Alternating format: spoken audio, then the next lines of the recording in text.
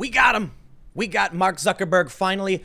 That sly devil thought he could get away with a line of Congress, but he can't.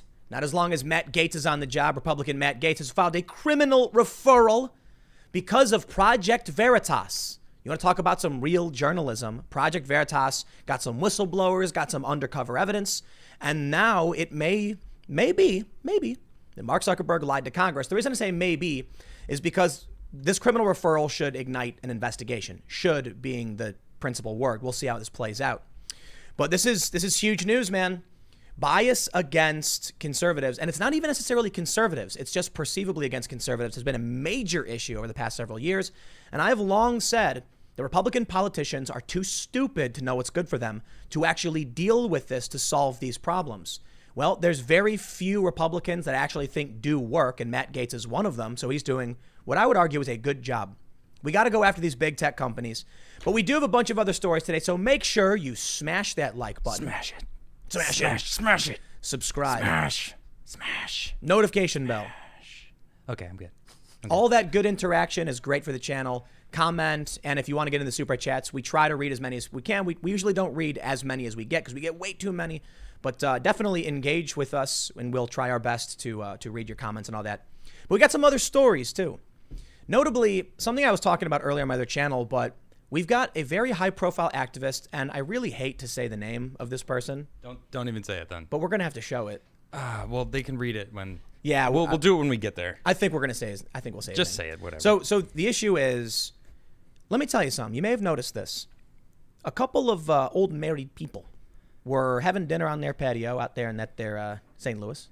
And a bunch of angry people came up yelling, rabble, rabble, rabble, and came onto private property. And these two people in St. Louis took out their weapons and said, get off our property. They lived there in a castle doctrine state. Well, right now... In accordance to Missouri law, might I add. But continue. According to the AG and the governor, so there's a dispute on this one. But I think the castle doctrine law statute, look, man, if you're on your property and you're defending it, then that's where I'm okay. Well, don't go to someone else's house and then complain they defended themselves. Yep.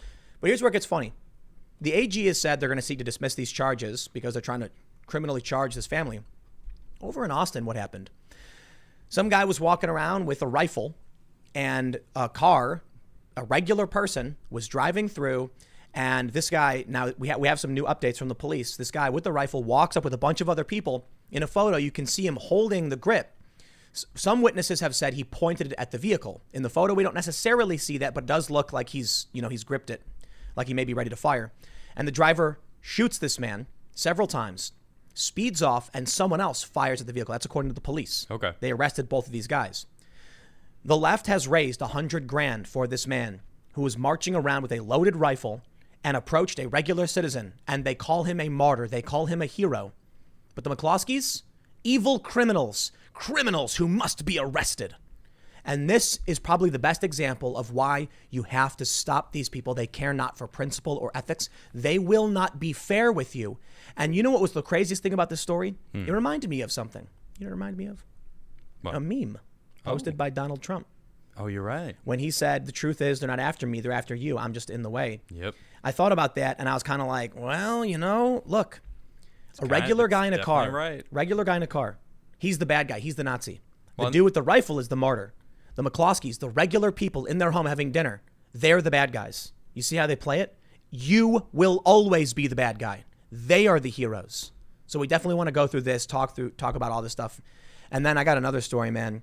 Props and shout outs to Michael Tracy. He's a journalist, and he actually drove around, and surprise, surprise, in today's day and age, most people wouldn't expect it. He did real journalism. And it's as simple as him just driving to various businesses in various cities and asking locals how they felt and seeing the real carnage that the riots had wrought. And he talks about how people aren't actually focused on the victims. He called it a media scandal of epic proportions, that journalists have ignored months of suffering and chaos from the destruction of these riots, and they're focused on culture war issues. So I'll take some criticism there. I disagree a little bit with some of his, assertions, but I think overwhelmingly it's excellent work. We got to talk about this. I'll tell you what, man. I got extremely angry reading this article because, I mean, these far leftists are literally salting the earth of these poor communities to make sure they could never flourish. It's psychotic. It's terrible. So this is what we got. We're gonna get into it. So make sure you smash that like button. You know, would you mind if I talk about this? Yeah, bro. This means a lot to me, and I really want to say thank you to this is Staff Sergeant Kevin. I'm not gonna read the rest just out of respect, but I'm gonna read this letter to you all. This was just sent to us today. Hello, Mr. Poole. I wanted to express my thanks for all the hard work that you and the rest of the crew put forward every day.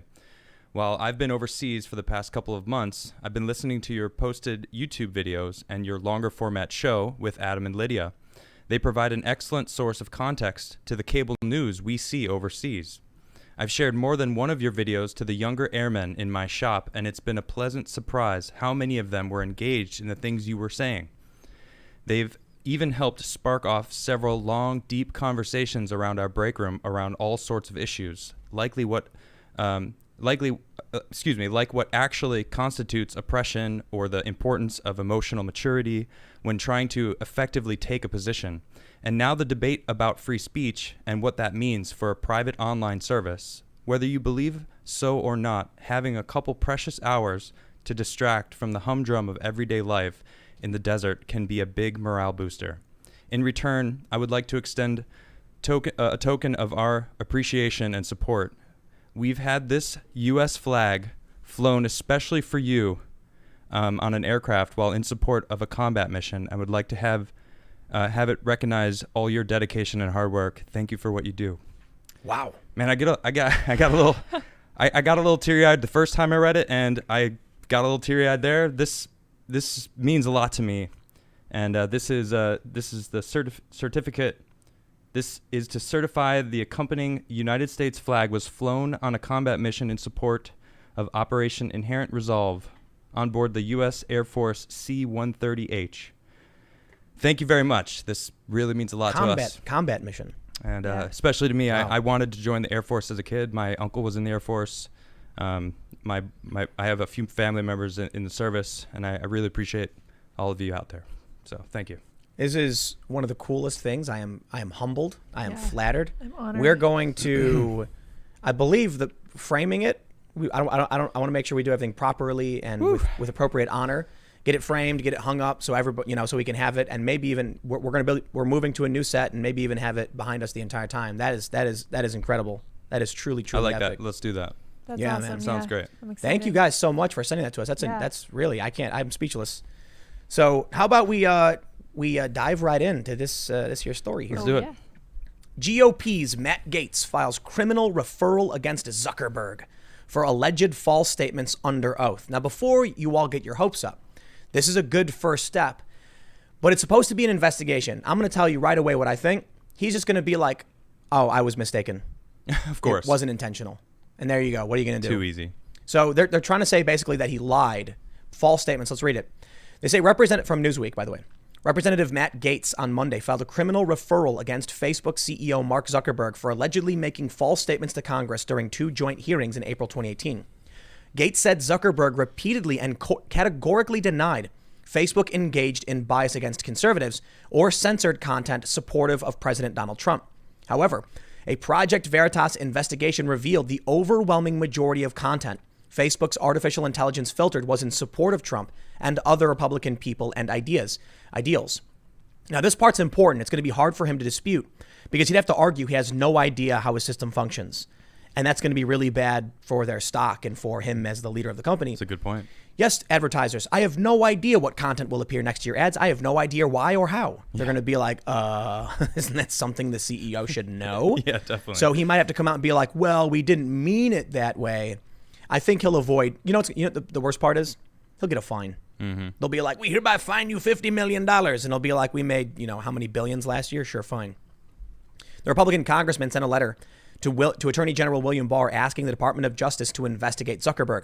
The statements in question were made during a House Energy and Commerce Committee hearing, and again at a joint hearing of the Senate Judiciary Committee and the Senate Commerce, Science, and Transportation Committee.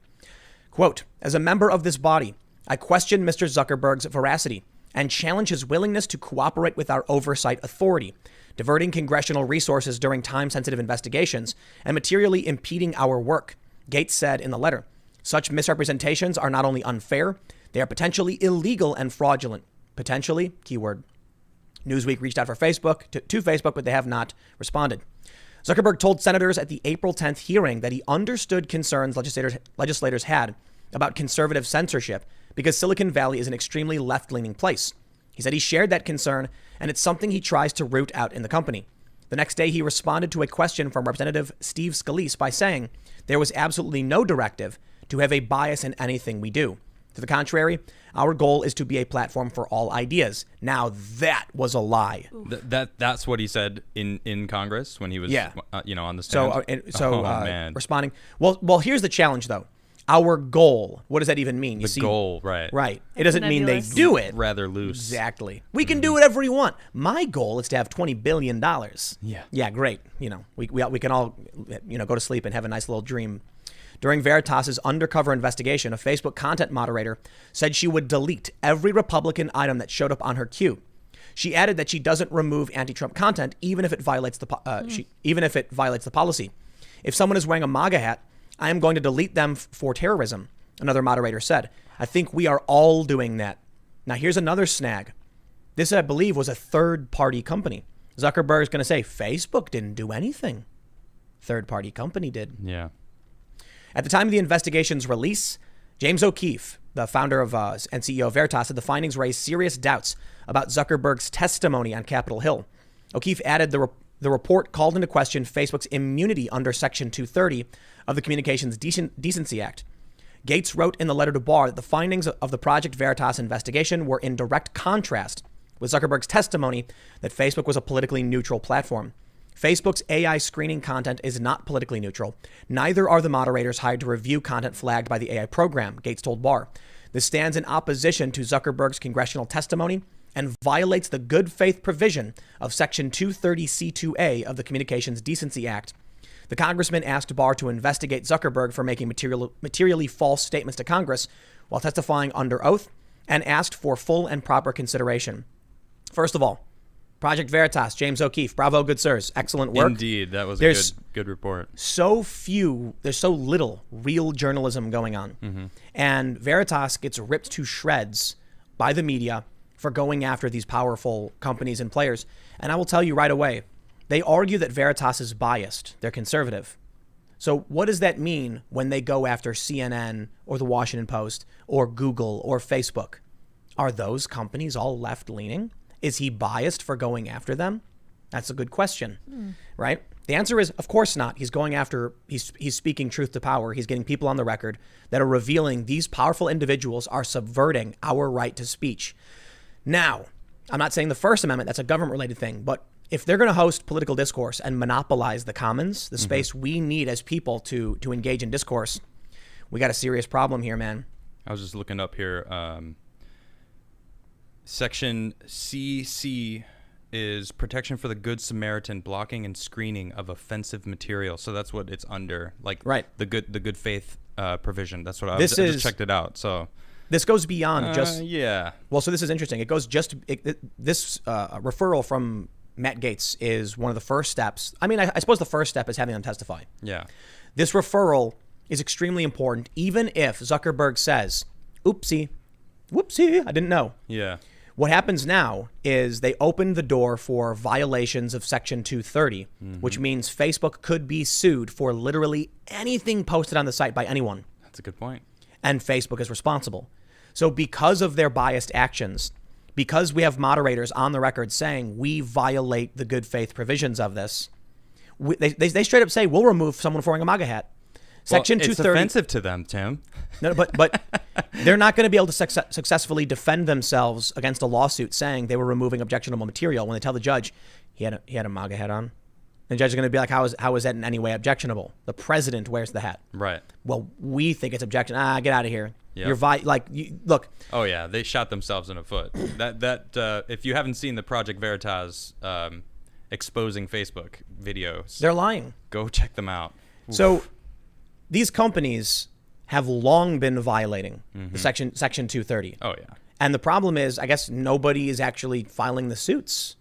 You know, I don't know exactly how it would work. I would imagine, and correct me if I'm wrong, if there's any lawyers in the chat. somebody will say, Adam Krigler called me a big stupid doo-doo head on Facebook. It's true. I'm suing it's Facebook true. for Yep. defamation. Facebook would then have to respond to the judge. Section 230 defends us from liability. I would then, have to respond. Actually, Facebook is in violation of the good faith provision because they choose and remove outside of the confines of the Good Samaritan removal. And the judge would have to be like, okay, or no, and then appeal. I don't know exactly how it would work. I'd imagine it would be something like that.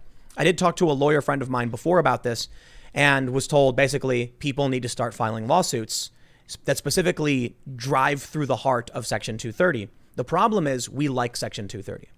What we don't like is them abusing it. Right. By abusing it, they're able to tilt the whole conversation. Now, I suppose there's a net benefit in the sense that the silent majority exists. And it's been emboldened and embiggened, if you would, by, that's actually a word now, apparently. Really? Embiggen. Yeah, it's in the dictionary. Simpsons reference. So the silent majority, I was looking it up, I guess it's a reference to Nixon. Okay. Like I think it was Nixon. Was it Nixon? Yeah. Yeah, he was like, I'm appealing to, the general idea is the people who don't engage in politics but have real concerns, they're not just speaking up all the time. Okay. Because of what these social media companies have done with bias and just basically nuking conservatives I got to stop there, okay? People keep saying it's biased against conservatives. This is important. It's actually not. It's biased against people who oppose the far left. Right. Now, because the conservatives are most likely to be the ones standing up and speaking out against the far left, they're the ones who are being nuked indiscriminately. Yep. But there are absolutely liberal individuals who will say something about, say, like, trans issues and then be nuked, and they're not conservative. Right. They'll get banned. In fact, there are some really anti-Trump people who have been banned for talking about, talking bad of intersectionalism. And even anti-war progressives who have been nuked entirely, like Twitter, purged a ton of progressive anti-war activists. So that's what it's really about. It's like if you oppose the establishment orthodoxy. And I think the whole reason it's a silent majority is these people aren't on Twitter. They're not. Maybe they're on Facebook more than Twitter, but I have a feeling they're not even on any of those things. Did you hear what happened in Chicago when the day after they took down the Columbus statue? No, what happened? So they took the mayor of Chicago finally said, all right, fine, we'll take down the statue because the rioters have been demanding it. At 3 a.m. Yep. Overnight, they went and snuck and got it out. It was big too. Yeah, it was statue. It was a big statue. So the Italian Americans in Chicago were pissed. They are really mad. They went out and they were like, you know what? We got that statue. We legally wanted it. We went through the process. We legally got it and did it and put it up for them to give in to the demands of these terrorists that are terrorizing our city. Shows how wrong the government is. Bro. And we're standing up. You started a war. Like they're like you activated us, Mayor Lightfoot. Like you did this, so we're coming. The silent majority is being embiggened. Is that a word? What is the well? definition? Let me just say this real quick. Go ahead. You said that the guy was basically saying you've given in to the demands of the far left terrorizing us. Yep. No, she didn't. She is the far left terrorizing them. That's a good point. Well, that's not the way they see it, though. Right, I know. But my point is, if 100 people come out with sickle and hammers all over themselves, and they're yelling Marx over and over again and throw ropes over a statue and try and pull it down, and then the mayor comes in and goes, stop! We brought a crane. Yay! She's with them. Yeah. You're right. What do you mean? It's true, but why do it at 3 a.m? That's just dirty. To stop the other people from showing up and stopping her. You're right. She That's basically was like, hey, all of you crazy terror people, stop what you're doing, please. Don't you understand?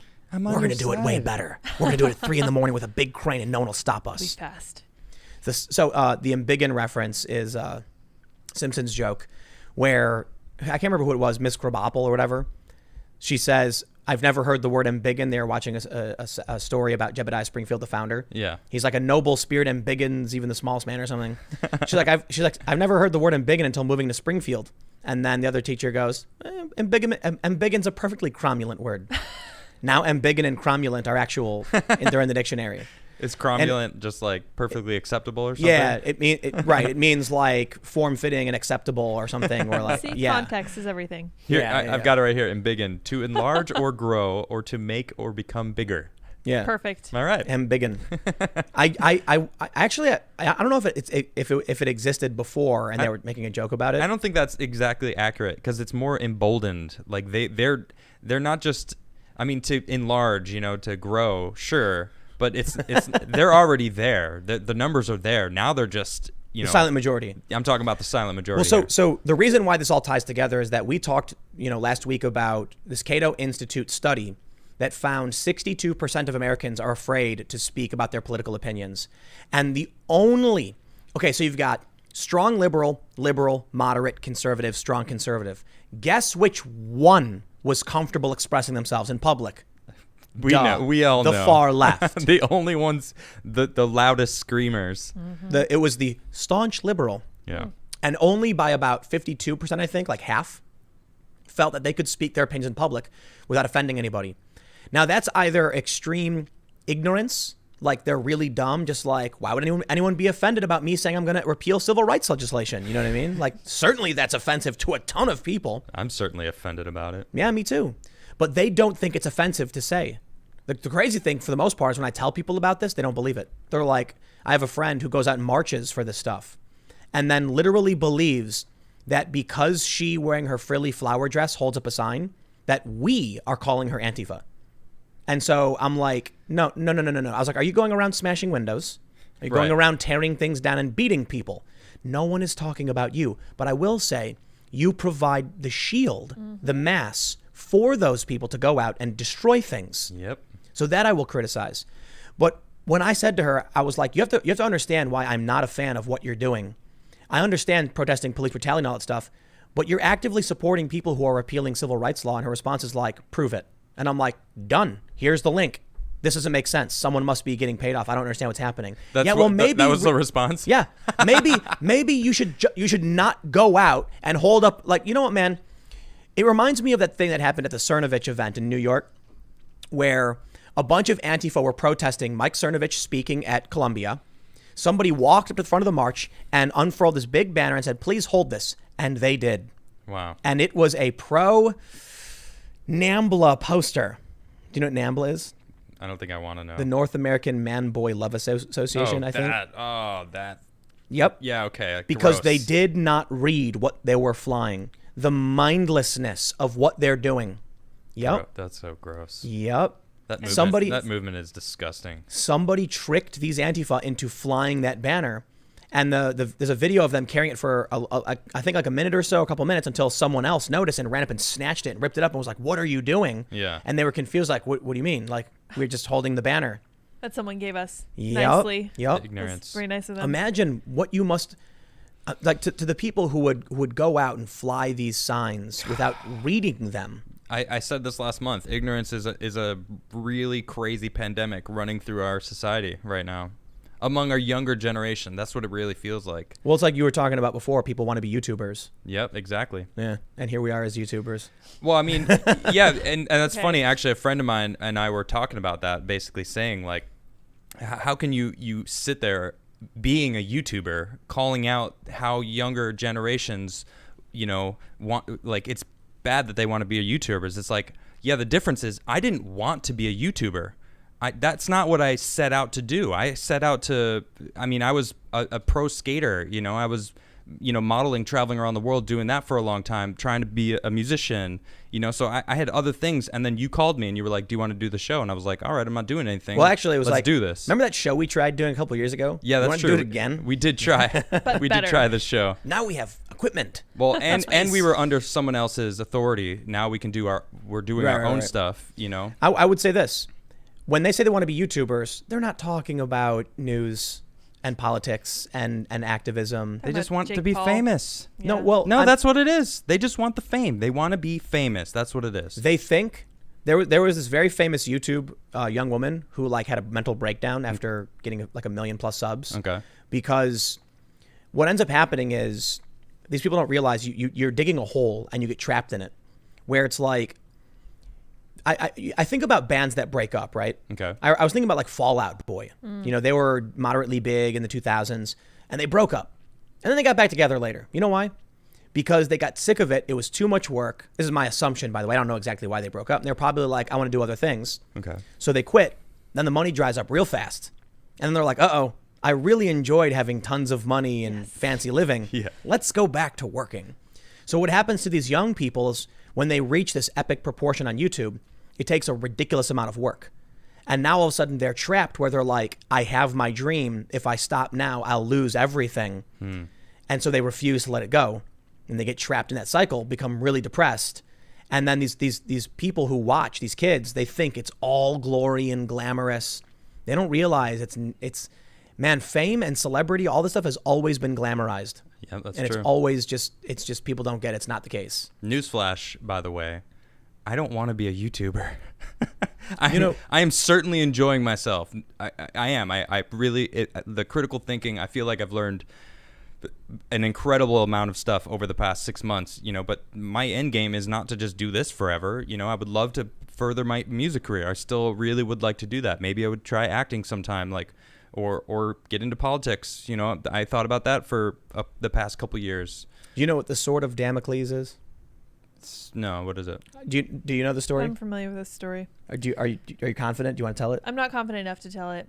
Well, my general understanding is basically this dude was like, so this guy, right? You know, he walks up to the king and he goes, yo, king, you're so lucky being king. And the king's like, you think so? And he goes, yeah, I wish I was king. And he was like, I'll tell you what, how would you like to be king for a day? And he's like, well, I'll be king, bro.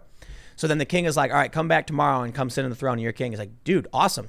So the dude shows up the next day and he sits down and he looks up and there's a sword hanging by a hair right over his head. And he goes, well, what is this? And the king's like, that's a sword about to drop at any moment, being hung by a hair. And the guy is like, I don't want to be king anymore. I don't want to be king. And the king basically said, you're a big target with a sword hanging over your head that could snap at any moment. Everybody, you know, basically the gist is, when you're doing politics like this, you make enemies. You know, so actually to wrap it up back to what we're talking about with Facebook's bias, when Adam Krigler does a video where he's like, you know, you say you want to vote for Trump, then it goes up on Facebook and Facebook nukes it. Yep. Yeah, because they're like, we don't like this guy. We're going to come after him. Well, it's funny you should bring up Trump also, because he was told, all his friends were like, people are going to hate you. You're gonna get hated. People are gonna run you through the ringer. And he's like, whatever, it doesn't matter. Yeah, dude. I feel like the country needs me, and I believe it. I think it really does deeply affect him though, because he's this guy who's always like, could you imagine living your entire life with everyone praising you all the time? Hit TV show, your name, big gold letters, everybody loves you. They say the American dream is to be Donald Trump. And then as soon as you run for president, it's like 70 years, 60 plus years of being like, I don't know what it was like when he was younger though, but like he had this period of adulthood where he was the best of the best. Everyone loved him. That's true. Now all of a sudden the media was just tearing him to shreds every day. I think that's coming to an end though, because people are becoming aware of who he actually is as far as outside of the media realm, you know? Yes, but I think the bigger issue is when a group of people romp around your town, smashing everything and destroying your life, you start to ask questions about what's really going on. More importantly, when you notice that, your friends and your family are suffering under the destruction of all these businesses and the media won't talk about what's happening, you start to question, what are they talking about and why? More importantly, when you see far left people in all black smash up the window of your favorite restaurant, and then Jerry Nadler comes out, waddles up to the microphone and goes, Antifa is a myth. You go, wait, what? They just smashed up my restaurant. Well, he didn't say Antifa. He said the riots in Portland were a myth. He initially said, I don't remember where he said it, somewhere in like a House committee. Oh, okay, or in a something. different time. Okay. Yeah, maybe there's context here. It's missing, but the general idea was that Antifa is a myth. Yeah. And then when it was brought up to him by Flecka about Flecka is a YouTuber and personality, about the riots in Portland, he says the rioting and stuff, that's all a myth. It's only talked about in D.C. Yeah. And now only spread in D.C. So crazy. When you have people in Oregon literally super chatting us during the show, being like, I can't stand this. Yeah. Like these people need to stop. Trump needs to send them in. It's yeah, like, that's true. That almost every show they're super chatting us, saying, look, I live here and this is insane. We want it to end. I live here. Please help it end. And you know what the funny thing about it is? I posted a clip from some photos from Michael Tracy's reporting of there's a market. It says, "Please don't hurt us. Please don't hurt us. We support Black Lives Matter." Nightmarish. That's sad. Yeah, it is. It's horrifying. I posted this and I get a response from someone saying, "Hey man, I live in Portland. Everyone's fine." And I'm like, here's an article from the Oregonian of people who own businesses downtown saying we're suffering. Yeah. We need the police to solve because the police are standing down in many instances and only dealing with the riots and the protests. Crime has gone up apparently. General crime. What a surprise. Yeah. And so they're also saying nobody wants to show up. Nobody wants to come down here because there's chaos and violence at night. Yep. And the whole thing gets destroyed. So people don't show up. Now these businesses are suffering. So you know what? Fine. Maybe for the most part, Portland is okay.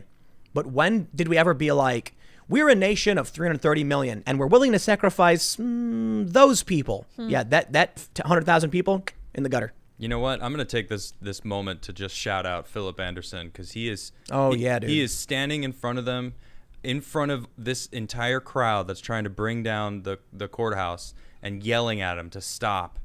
Please stop. You guys are using violence.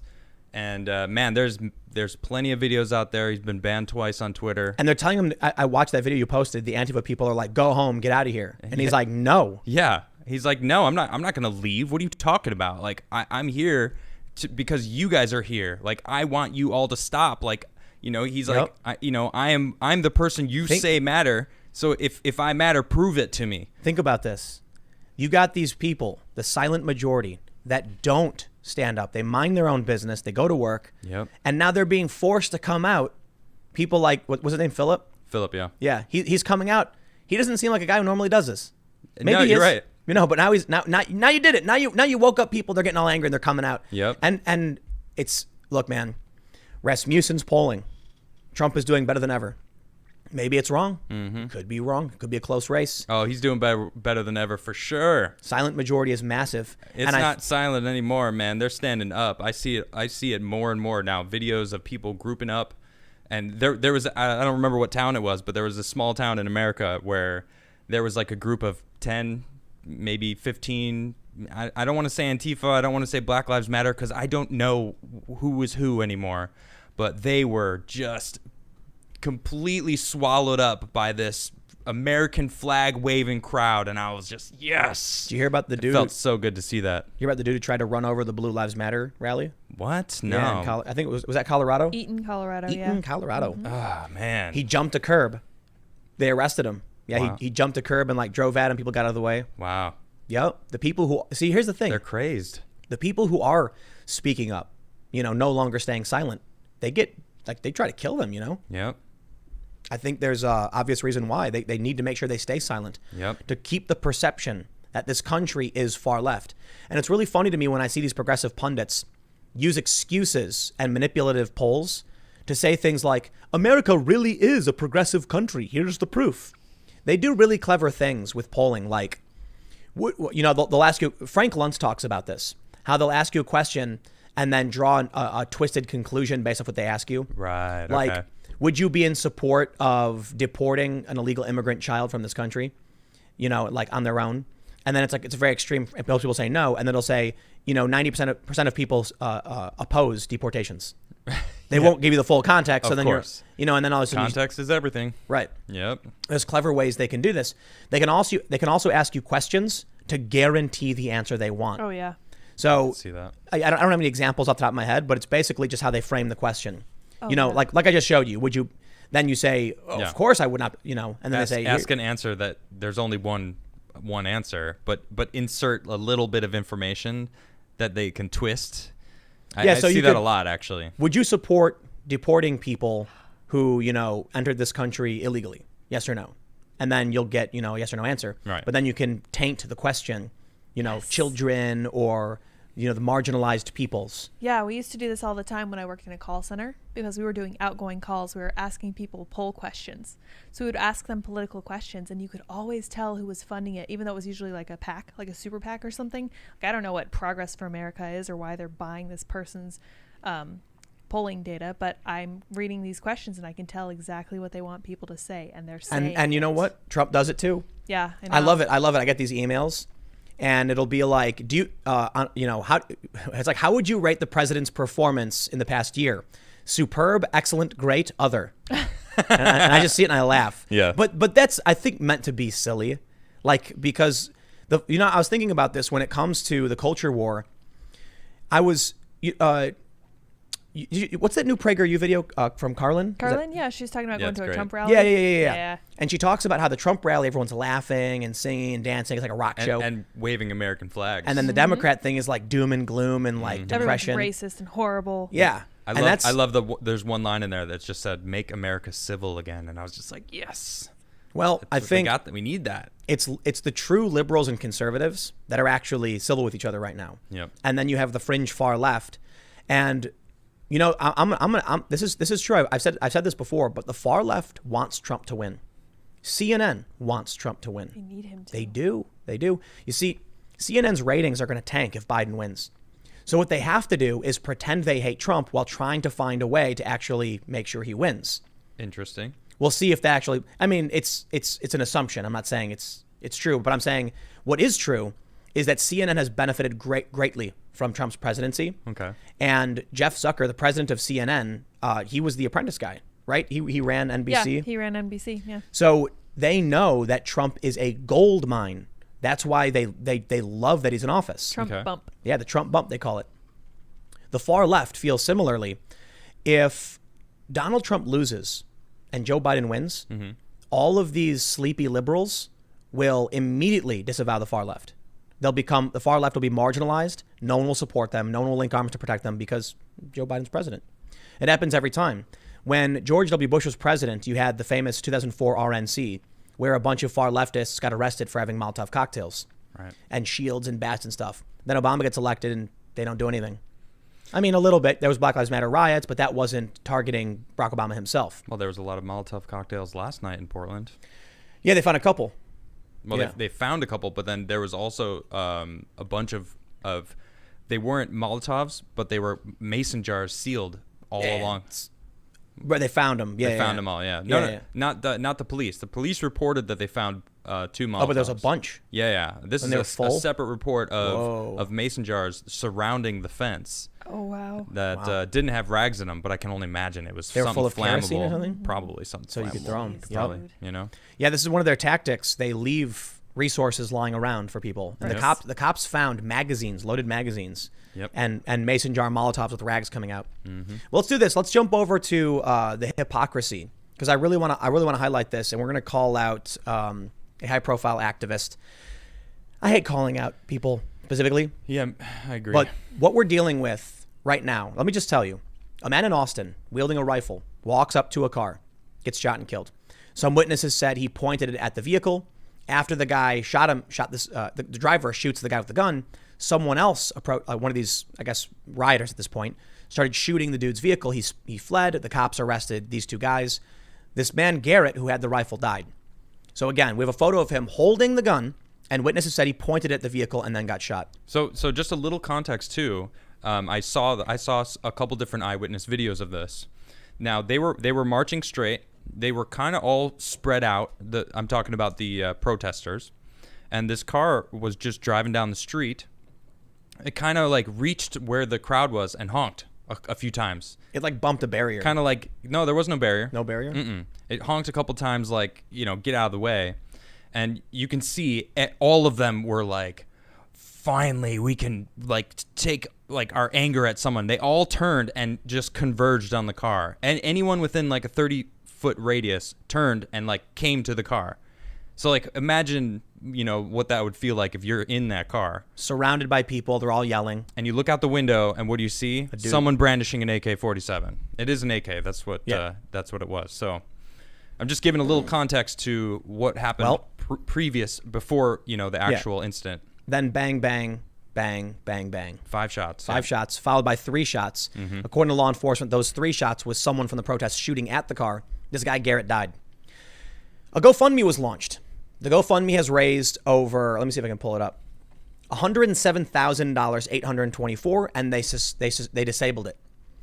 I was wondering why GoFundMe allowed this and not a bunch of other GoFundMes that get deleted or taken down. Good question. If this guy really did point that rifle, and he may have, we have video of him actually having his hand on the grip.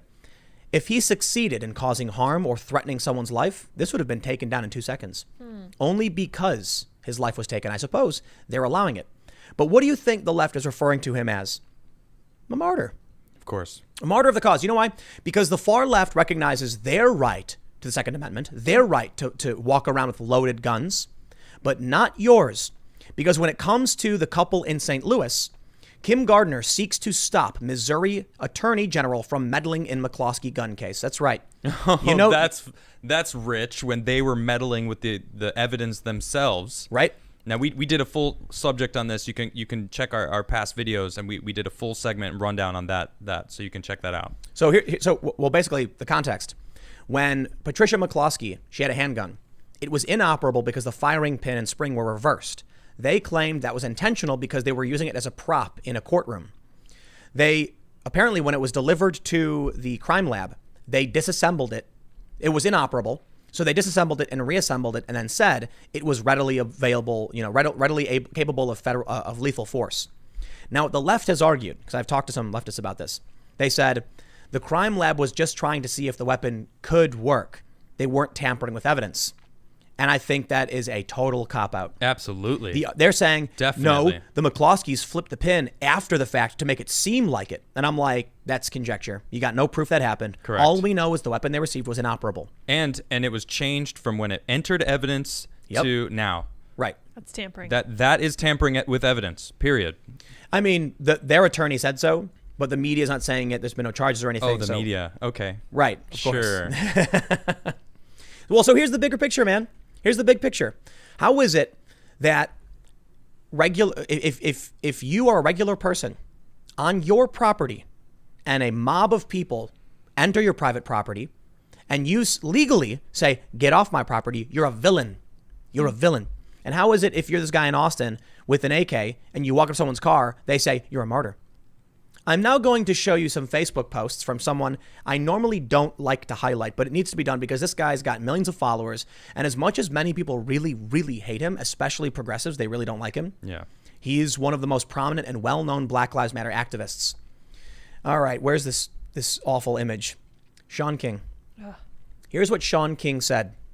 That's Garrett Foster. He was an unarmed, nonviolent demonstrator last night in Austin, Texas. Well, I got to stop right there. I'm sorry. I got to stop right there. Let me just play a game with y'all. Let me play a game of showing you a photograph of Garrett Foster holding his AK. Oh, okay. With his Approaching. hand. This is the video where he's actually approaching the vehicle. You can see it right here. He's clearly, He's holding the grip. He's got the grip, and like the look in his eye is like, I'm coming at this person. It's aimed, as far as I'm seeing right now. It's aimed down. You can see the stock up in the air. Mm-hmm. He's looking forward. He's armed. He's armed. That's all that matters. He's armed.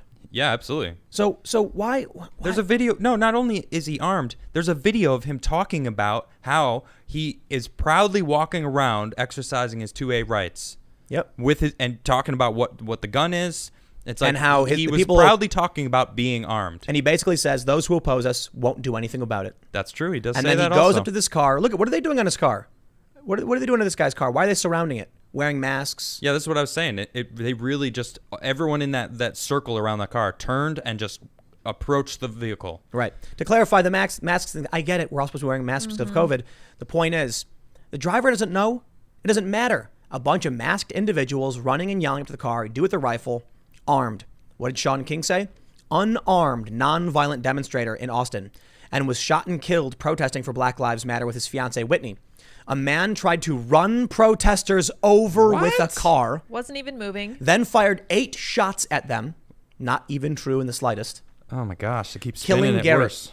worse and worse. Yep. Who was pushing Whitney in a wheelchair. I'm sorry. Is he pushing somebody in a wheelchair in that picture? Both hands on the gun. Maybe that's not really a gun. Maybe he's just lifting the wheelchair up like this. No, and I saw the video. The car clearly comes to a stop, then honks, and then they all mob his car. You want to drive? My You want to hit the goodness. nail on the head with a hammer right now? Go ahead, Let's drive it home. Here's the final portion of Sean King's post. Right. We're working hard in all 50 states and need your help. Volunteer and donate now Oh. at grassrootslaw.org. There it is. Okay. Yep, monetizing emotions. That's all I'm seeing right now. Yep. Yep, monetizing He is emotions. posting and fake hate. news. And you know what? That's what he does. He probably makes, look at this, 128,000 likes. 51,000 shares. 51,000 shares. Oh, man. People get emotional. They get emotionally triggered when they see that.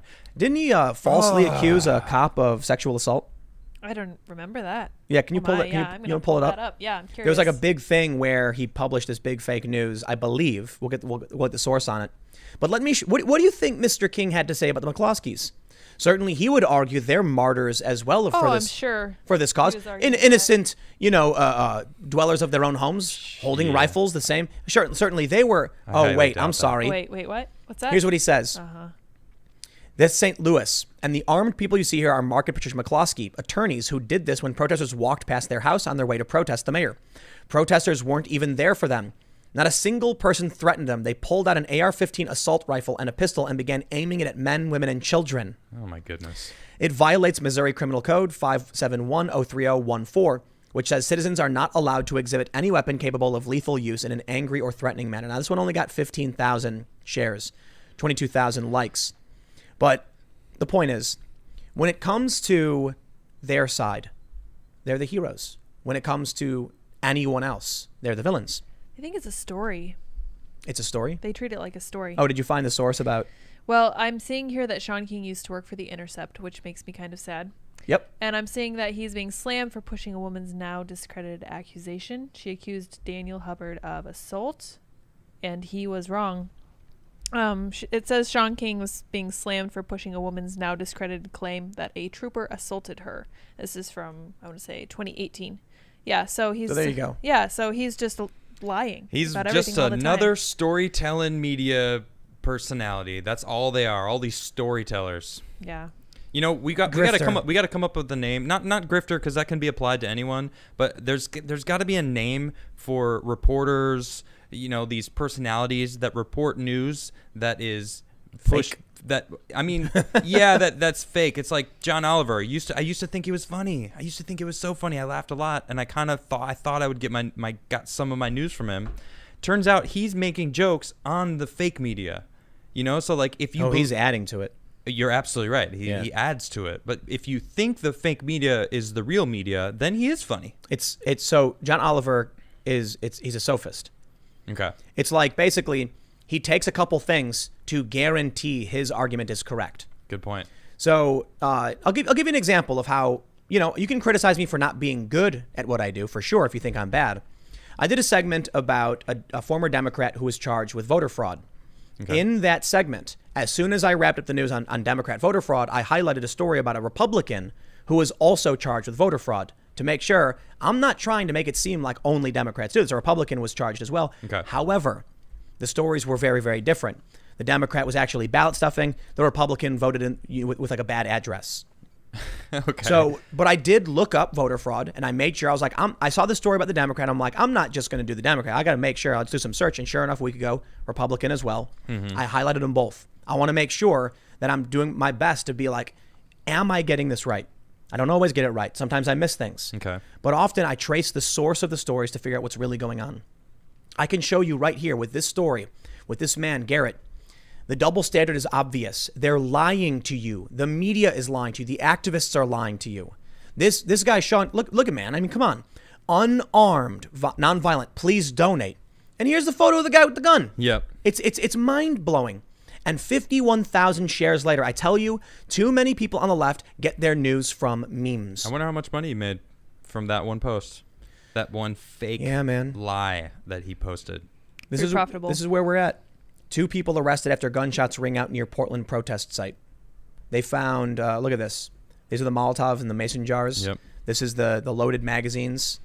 I don't know what the red paint is supposed to be. I don't know if somebody knows what that's for. Is it like a commie thing? I have no idea. I mean, probably like, you know, make them think they're cooler, like some sort of blood. A lot of people were complaining about like, well, how was it wet?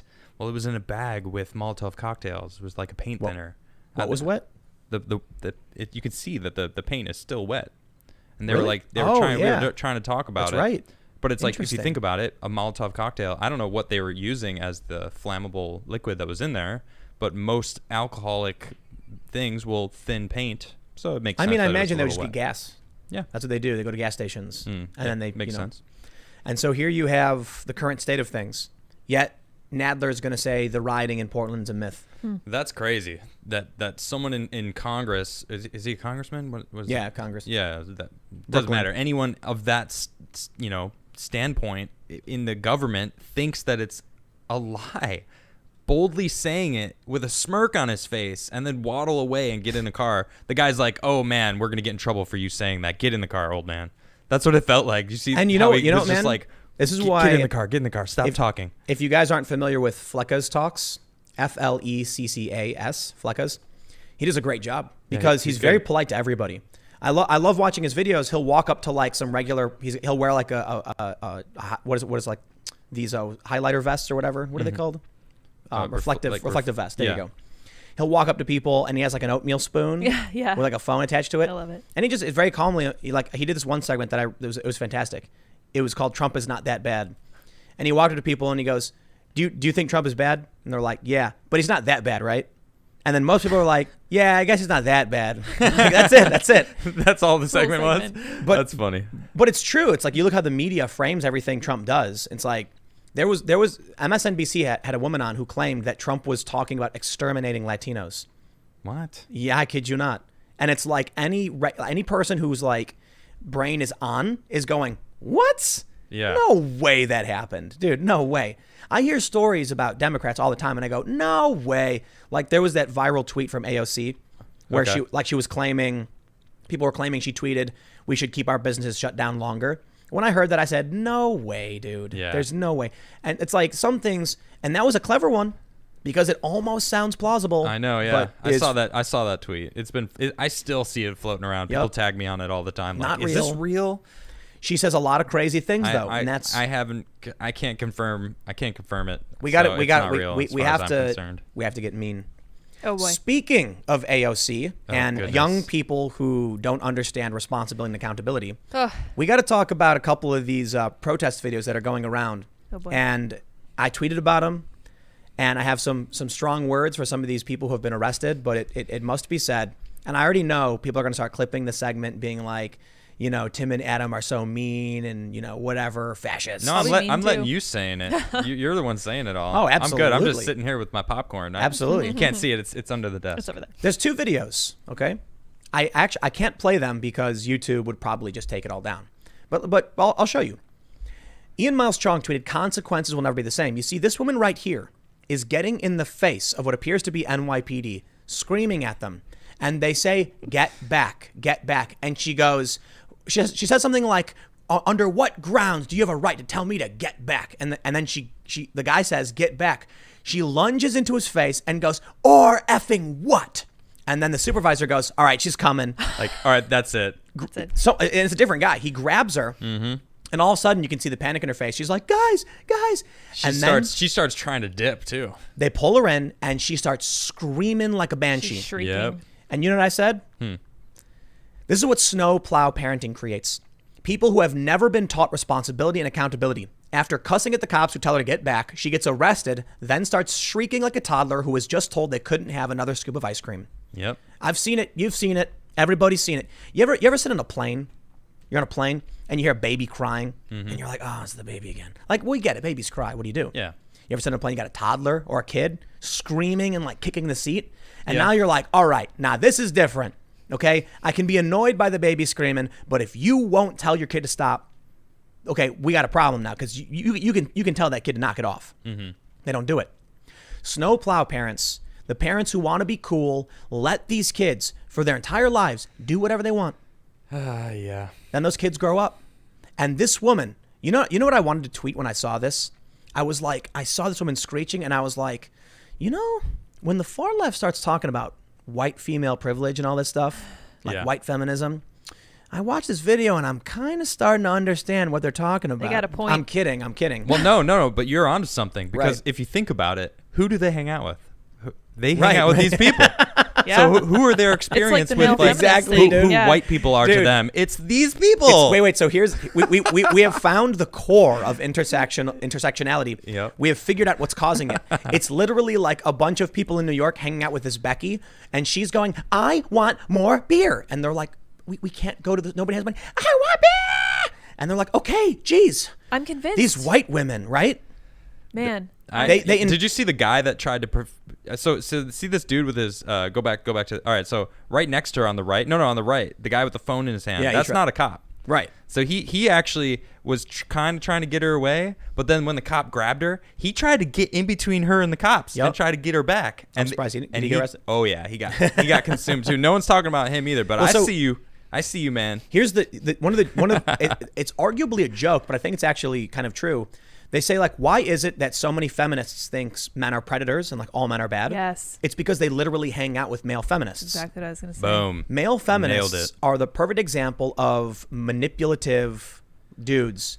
Like, you think about what kind of person, and not every male feminist, but I would say most, at least in my opinion. People are going to get mad at me for that. But look, man, you think about a woman complaining about her day or whatever, and the guy goes, "You're so right. Men are so bad." It's like, dude, shut up. What are you talking about? But these are the guys that are willing to just say whatever it takes to get the woman. Yeah. Guess what happens when it doesn't work? Turns out these guys are often predators. Yep. And there's a meme about it called Reset the Clock. So all of these women are hanging out and surrounded by male feminists who turn to be predators. And then they say, why are so many men predators? Well, dude, you're hanging out with them. Yeah. Because they don't want... We got another video, though. Because finally I said, you know what? The privilege is real. Yep. In this video... This is, from Drew Hernandez at Lives Matter Show. Breaking. Arsonists and rioters are being arrested by federal police and are unsure why. Yep. That caught me off guard. They are, though. They can't figure it out. Oh, that's funny. The woman's being arrested and she goes, I have no idea why this is happening. Oh, did you not notice the person throwing the firebombs? Oh my gosh. That seriously, I was not expecting that. I don't think that was meant to be a joke, was it? Or was it? No, that's serious? No. I mean, it's breaking news. They're not sure why they're being arrested. A lot of them aren't. Oh, no, wow. No. Look, man, look. Wow. Adam, you can't make fun of these poor people. Don't tell me what to do, Tim. They really don't get it. They're like, but That's true. They don't. You're right. They don't get it. I believe Styx Hexenhammer posted this meme. It was great. It was like, it's a guy wearing a sickle and hammer bandana, and he says, "The government won't let me burn down buildings and beat random people. Yeah. Our country is truly a fascist country." It's like, oh no. Yeah, that's pretty good. These people, like I'm saying, man, who have been raised by these snowplow parents, always given whatever they want, genuinely don't understand why they're being arrested while partaking in a riot. Yep. Like, why are the police arresting me? We were just playing a game. Well, here's what I said. We were just playing a game. Oh, I'm sorry. That's good. In the video, Zing. There's a woman yelling, "You're really going to do this to a nice young woman from Wisconsin?" And I'm like, wow. Oh, man. Yeah. Did you see when she kicked the guy in the chest? She kicks him. She kicks him in the chest. Yeah. And actually, there's another video I just saw from last night of the same kind of thing happening, of a white progressive woman kicking officers trying to resist arrest. It's like, what do you think? What's your plan? They've never. You think you're gonna fight them off and they're gonna let you go? Listen. No. These. Look. I see a lot of these tweets where it's like, the CEO of Reddit tweeted about this. He's like, I once got pulled over and I was, he said he was like drinking and stuff. Yeah. And the cop was like, "You're lucky the key's not in the ignition. Let him go." And they talk about their white privilege. There was this one woman who talked about how she came from like an affluent suburb and how she actually was like drinking and driving and they like let her go or whatever. Right. Yes. Those stories are true. These are truly the privileged children. They're upper middle class and upper class, typically white. It's true. They go to college. Their heads filled with all this stuff about how they're special snowflakes and they're being oppressed. And their whole life, they were given everything they've ever wanted. So what do you think happens when they get out of college and all of a sudden the real world is hard? I'm being oppressed. What do you mean I can't have 2 scoops of ice cream? I always get 2 scoops of ice cream. Ma'am, you have to pay for it. No, I'm being oppressed. They show up to these riots and then are shocked to find you get arrested when you partake in rioting. Isn't that crazy? No, but they're used to getting away with everything. Yeah. Well, before we continue on, I want to just talk about those optics. I was talking about to a friend of mine yesterday about exactly that. It's like the media is where everyone is who propels things into the internet verse, So when we hear a story of a white girl that got let off, even though she was drinking and driving, talking about it, whatever, and then we hear the story of a black man that got persecuted because the same exact thing. He was out jogging or something. But it's like, that's what we're given. Like, we don't know every single interaction. We are given these things. And as Sean King proves this, as in our last segment, emotions work. Oh, it's cash money, Triggering people's anger, their emotions, is what gets the clicks. It's what gets the money in. And that's what they're doing. And that's what the media has become. It's all about getting those clicks. So here's what I said. I just wanted to say that. Yeah, keep going. Here's what I said to this. Listen to the privilege in her voice as she resists and is shocked that police would arrest a, quote, nice young woman from Wisconsin. You're going to do this to me? Are you serious? Are you serious is becoming a meme. I kid you not. Wow. Yeah, and Chill Dog. Have you seen Chill Dog? No, what's that about? So there was this radio host. He's actually, people are assuming he's some far leftist. Okay. But he responded to Trump saying, I walked past, the Chaz and everything seemed peaceful. Chill, dog. Then a month later, he's like, they torched my apartment building. I need to buy a gun. Oh, okay. So everyone's dragging the dude, but the dude actually, he's an all right guy. Like he's defended Trump supporters in the past. He's just a regular normie dude. And so that's the meme, Chill Dog. This one is, are you serious? Because whenever one of these far left rioters gets arrested, people start yelling, are you serious? What do you mean, are they serious? They're literally pinning someone to the ground and putting cuffs on them. I don't think you can get any more serious than that. Right. They grabbed you, said, stop resisting, you're under arrest. And then you went, are you serious? No, I'm just kidding. Here you go. Get up and have a good day. We were just here to play the game, all right? We're just LARPing. We're LARPing, all right? Yeah, man. Here's what I put. These people have never been held accountable for anything in their lives, have they? I don't think so. I think, we've talked about snowplow parenting, and I think Jonathan Haidt talked a lot about that, right? Mm-hmm. Like a lot of his research was talking about what do you get if your kids never experience any obstacles? You know what my life was like when I was a kid? What? I had pretty good parents. I was homeschooled when I was younger. So before I even started school, like when I was like 2 or 3, even younger probably, I was being taught stuff whether I could actually do it or not. But when I was like 7, my mom would be like, when the lights turn back on, you got to be home. Have fun. And I'd go out and ride my bike with my friends, and we'd ride around the neighborhood. And in the south side of Chicago. On the south side of Chicago. Mm-hmm. You know what you do today? You know what happens to your kids? What happens to you today if you do that? They'll probably call the cops on you and say you're being neglectful or you're putting your kids at risk or some stupid nonsense. Not only that, there was a story about a kid that was playing in the front yard of the house. Oh, yeah. And the parents got in trouble. Just so dumb. It's like, what? It's the front yard. It was so much fun when I was a kid, and I would try and go further than I've ever gone. And I would always get scared because on the south side of Chicago where I grew up, it's a southwest side. There's big, like every mile you have big, busy roads. Okay. So like Central and Cicero. And it was always scary to be a kid and like reach that point. And I would get scared and I'd go, and I'd ride back as fast as I could. Yeah. I'd be like, 8 or 9. I'd be like, I gotta go home. I'm too far. Then I remember when I was real little, I'd tell my mom I was gonna go hang out at one of my friend's houses.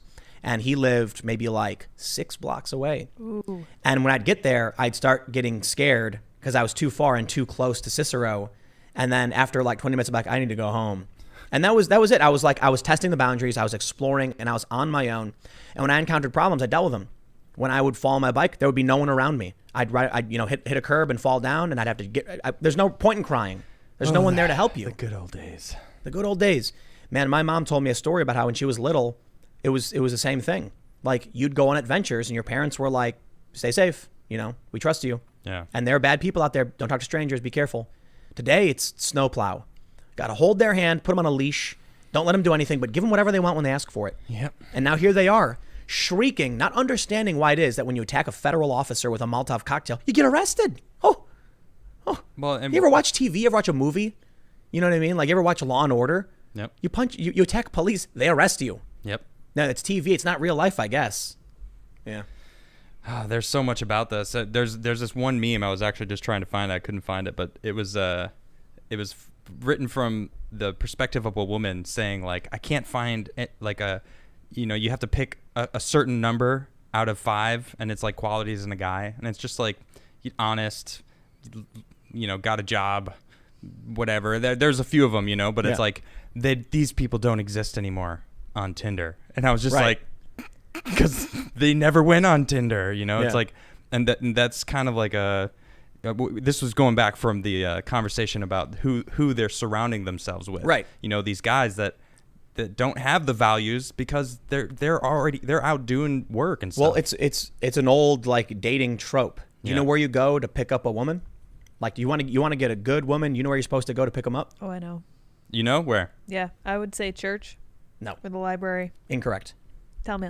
Laundromat. now. Oh, the laundromat. Why? She's Because doing it's her a laundry? regular person who's just doing their laundry. You go to a bar, you find someone who's trying to party and have a good time and probably doesn't care. Yep. They say that it's an old time. I'm saying it's true, but they like when you actually say like if you're really trying to meet someone who's going to be a good friend and a good partner and have a relationship, Yeah. you don't go to a bar and you don't go on Tinder. You go to a laundromat and there's a regular person just like you doing their laundry, or you go to the grocery store. Regular people. Now I know people at bars are regular people too. Yeah. But people who go to bars are looking for that night out good time. That's a good point. So that's what they, I'm not saying it's true. It's just what they say, People go on Tinder now.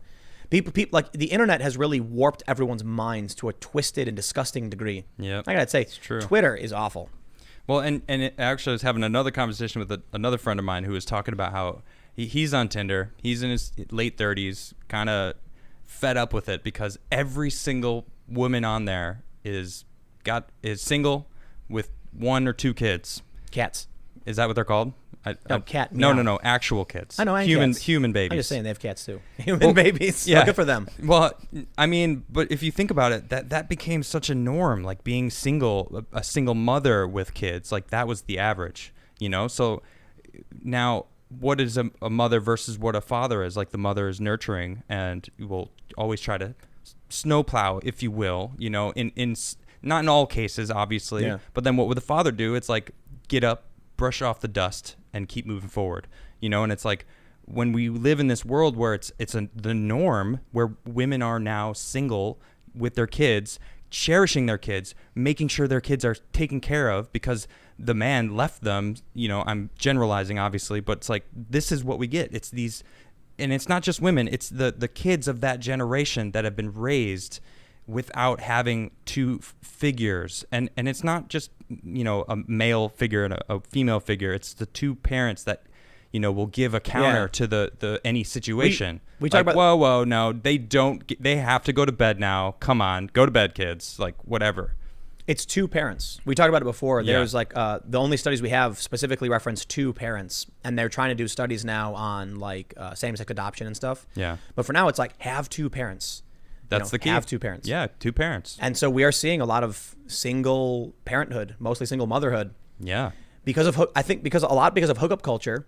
Hookup culture. I mean, then you got to think about like the welfare state from the 60s and how that's affected a lot of minority communities because it was the government incentivized people to be single and you'd get more money from the government the more kids you had also.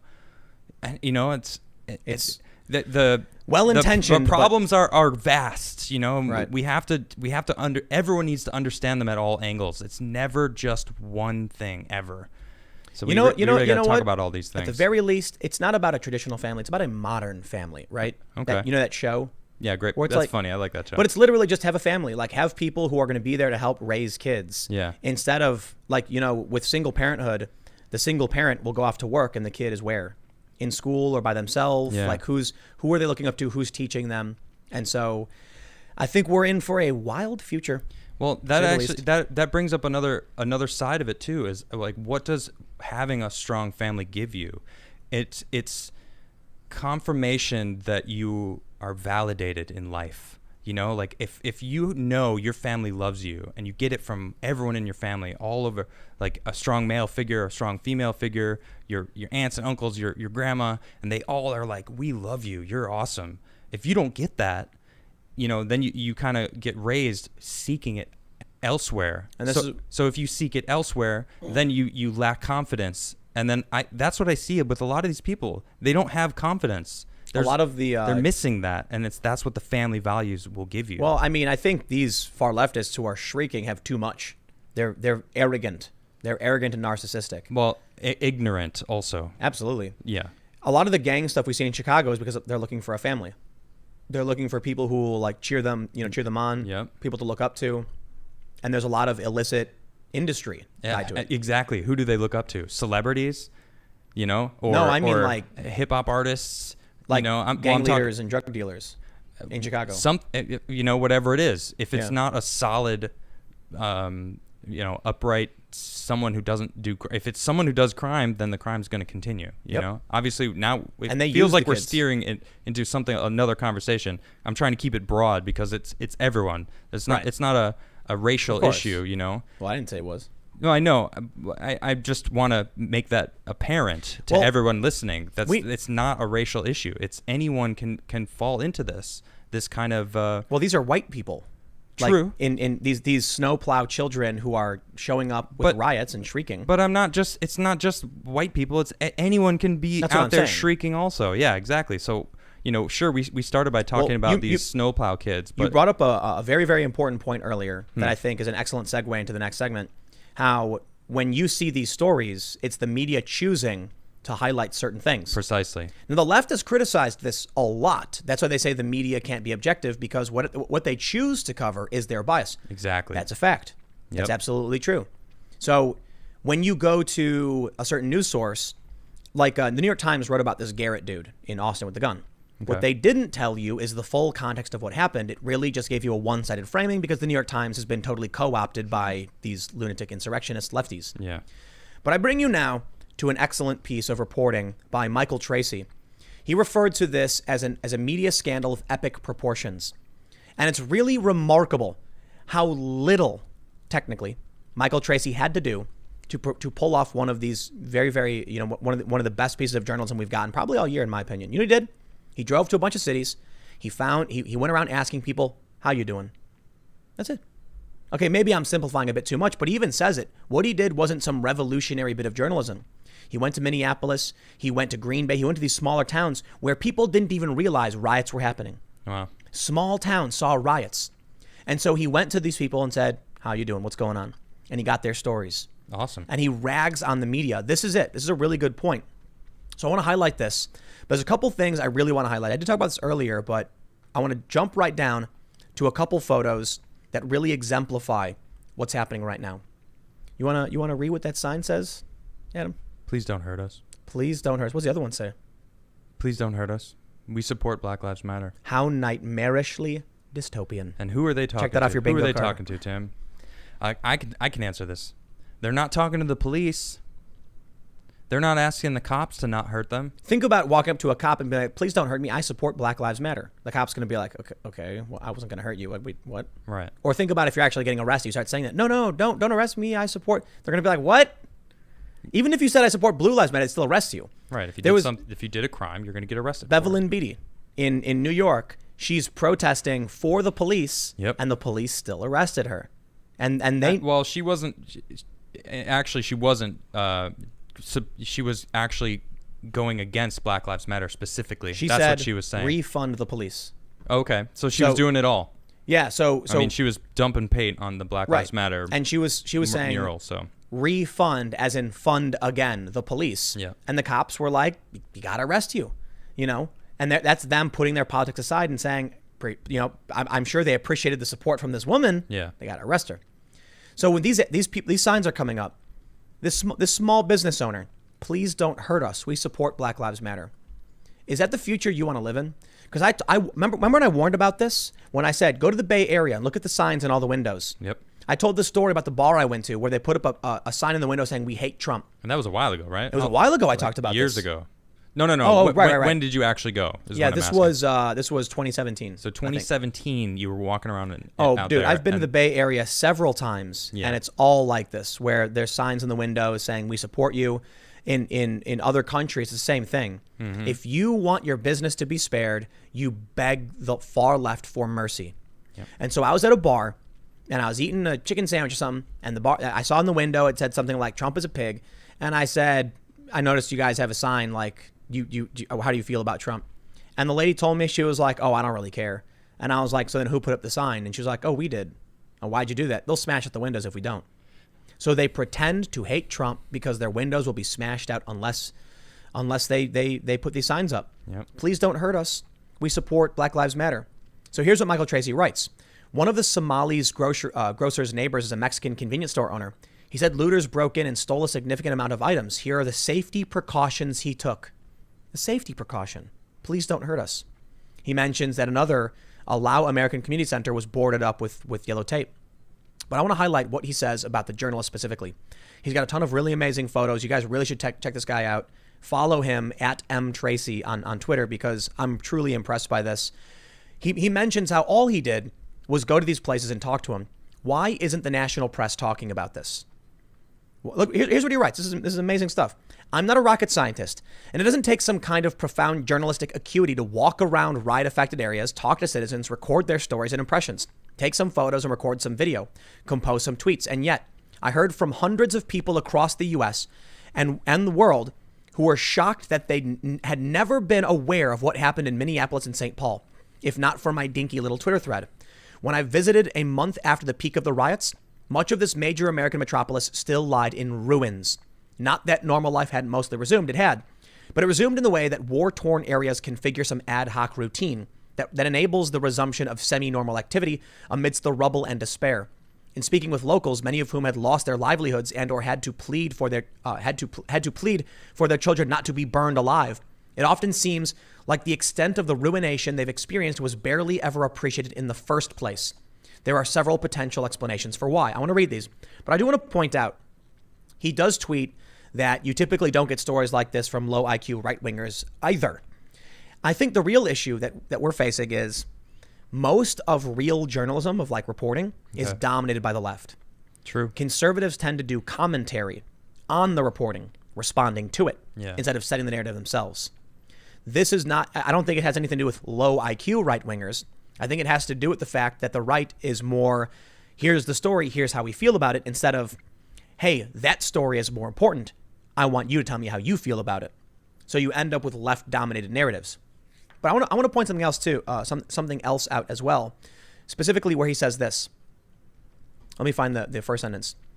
He says, while the most extreme riots in cities like New York, Chicago, Philadelphia, and particularly Minneapolis did receive considerable attention, however fleeting, incomplete, and unnecessarily inflected with knee-jerk partisanship, there were also smaller-scale riots in surprisingly far-flung places that you hardly would have known about unless you lived in the area, happened to visit, or intentionally sought out what remains of these bare bones local media coverage. To take just a small sampling, Atlantic City, New Jersey, Fort Wayne, Indiana, Green Bay, Wisconsin, and Olympia, Washington all underwent significant riots, at least per the normal expectations of life in these relatively low-key cities. Did you hear anything about them? Because I hadn't, and I'm abnormally attuned to daily media coverage. Only because I personally visited did I learn of the damage. I've been talking about this too, man. People don't realize these small towns were ransacked and destroyed. Wow. Did the mainstream media talk about it? No. Are they talking about what's going on in smaller towns to this day? They're not. I haven't heard about this either till just now. And I'm the same. I feel the same. Like I am constantly searching and looking into this kind of stuff. He's got the receipts. Check it. Look at this. Wow. This is Atlantic City. You've Fort Wayne, Indiana. You've got where we coming down to? Green Bay, Wisconsin. Look at this. The post office is boarded up. Justice for Brianna. You can see all these businesses in all these small towns were seriously impacted by extreme riots. Wow. Now here's the big question. Why aren't we hearing about it in the mainstream media? Well, he gives us some insight. Michael Tracy says, the media in its characteristic insularity and myopia has instead chosen to pathologically fixate on a constant stream of culture war inanities that stem loosely from this ongoing movement, such as the propriety of various statues and monuments, whether various food brands and sports teams are racist, and whether various micro-celebrities need to be canceled for some imagined transgression. You want to know why I'm so impressed by this reporting? Why? Because I'm guilty of those things too. Okay. My cultural commentary, my reactions to stories we do, we follow the mainstream narrative very much so. That's a good point. You're right. Now, I try to break through what they report and figure out what they got right and got wrong. Yeah. But where are the people to actually go onto the ground and travel around these small cities? I tell you, I am inspired by this simplicity. And that's Agreed. going to be one of my goals as we move to expand, to make sure that I can empower people to literally do this. Yeah. I'm not gonna chase after the silly mainstream narrative. I'm literally planning on this in the next month or so. Hire some people and say, pick a city, go there, talk to people. Yep. End Awesome. of story. That's originally why I got the van. I wanted to drive through all of these really rural, far out places and just talk to people. Yeah. You know, it became too hard to actually maintain and run everything at the same time. But I think now I'm absolutely inspired to do this. Let's read some more. He says they are also beset by various hyper-moralizing staff revolts within their own elite institutions, leading them to adopt an inordinately inward editorial disposition on account of their own neurotic personal issues. That is an amazing sentence, Yeah, it is. by the way. Spicy. I love it.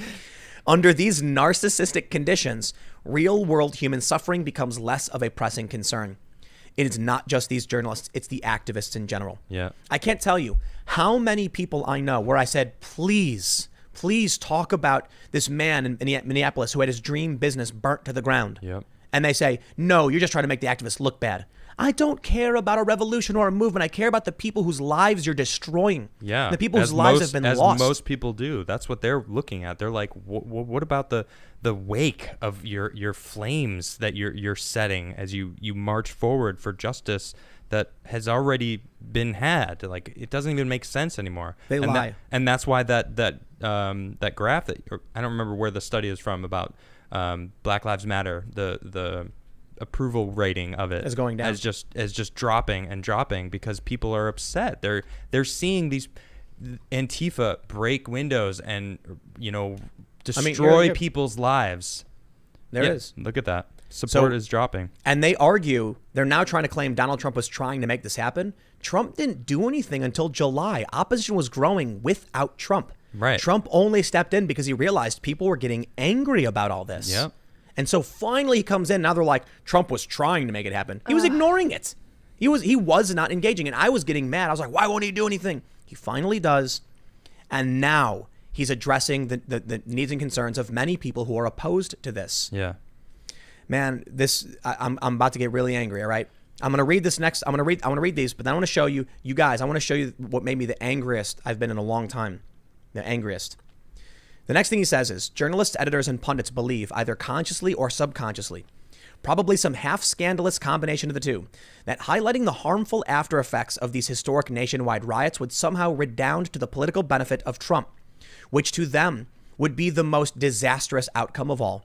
This probably isn't even correct. Trump is currently seizing every opportunity to shoot himself in the foot all on his own, but the media class is nonetheless mortified to even contemplate the possibility that anything they might do could conceivably help him. In other words, the media have become an activist organization for Democrats opposed to Donald Trump. Yep, absolutely. And I was at VidCon several years ago. I believe this may have been either 2016 or 17, where the president of a very large digital news organization said straight up on stage, we work with anti-Trump activists at the highest level to help produce content. And I was like, what? Why is a news organization working with activists? He's got more. Why? He says, these same media class members are themselves deeply invested in what they regard as the movement, however diffuse and ill-defined this movement may be, and they are extremely reluctant to produce any coverage which might reflect poorly on said movement and potentially undermine its moral and political legitimacy. I agree with him. I agree with him completely. And now I want to show you the most triggering thing I had seen when I was reading through the story. It set me off, man. It is an image of what was once an auto repair shop. I want to read this for you. Check this out. The shell of what was once an auto repair shop operated by an Ethiopian immigrant still sits burned out and destroyed, leaving the man out of work potentially for months, he said.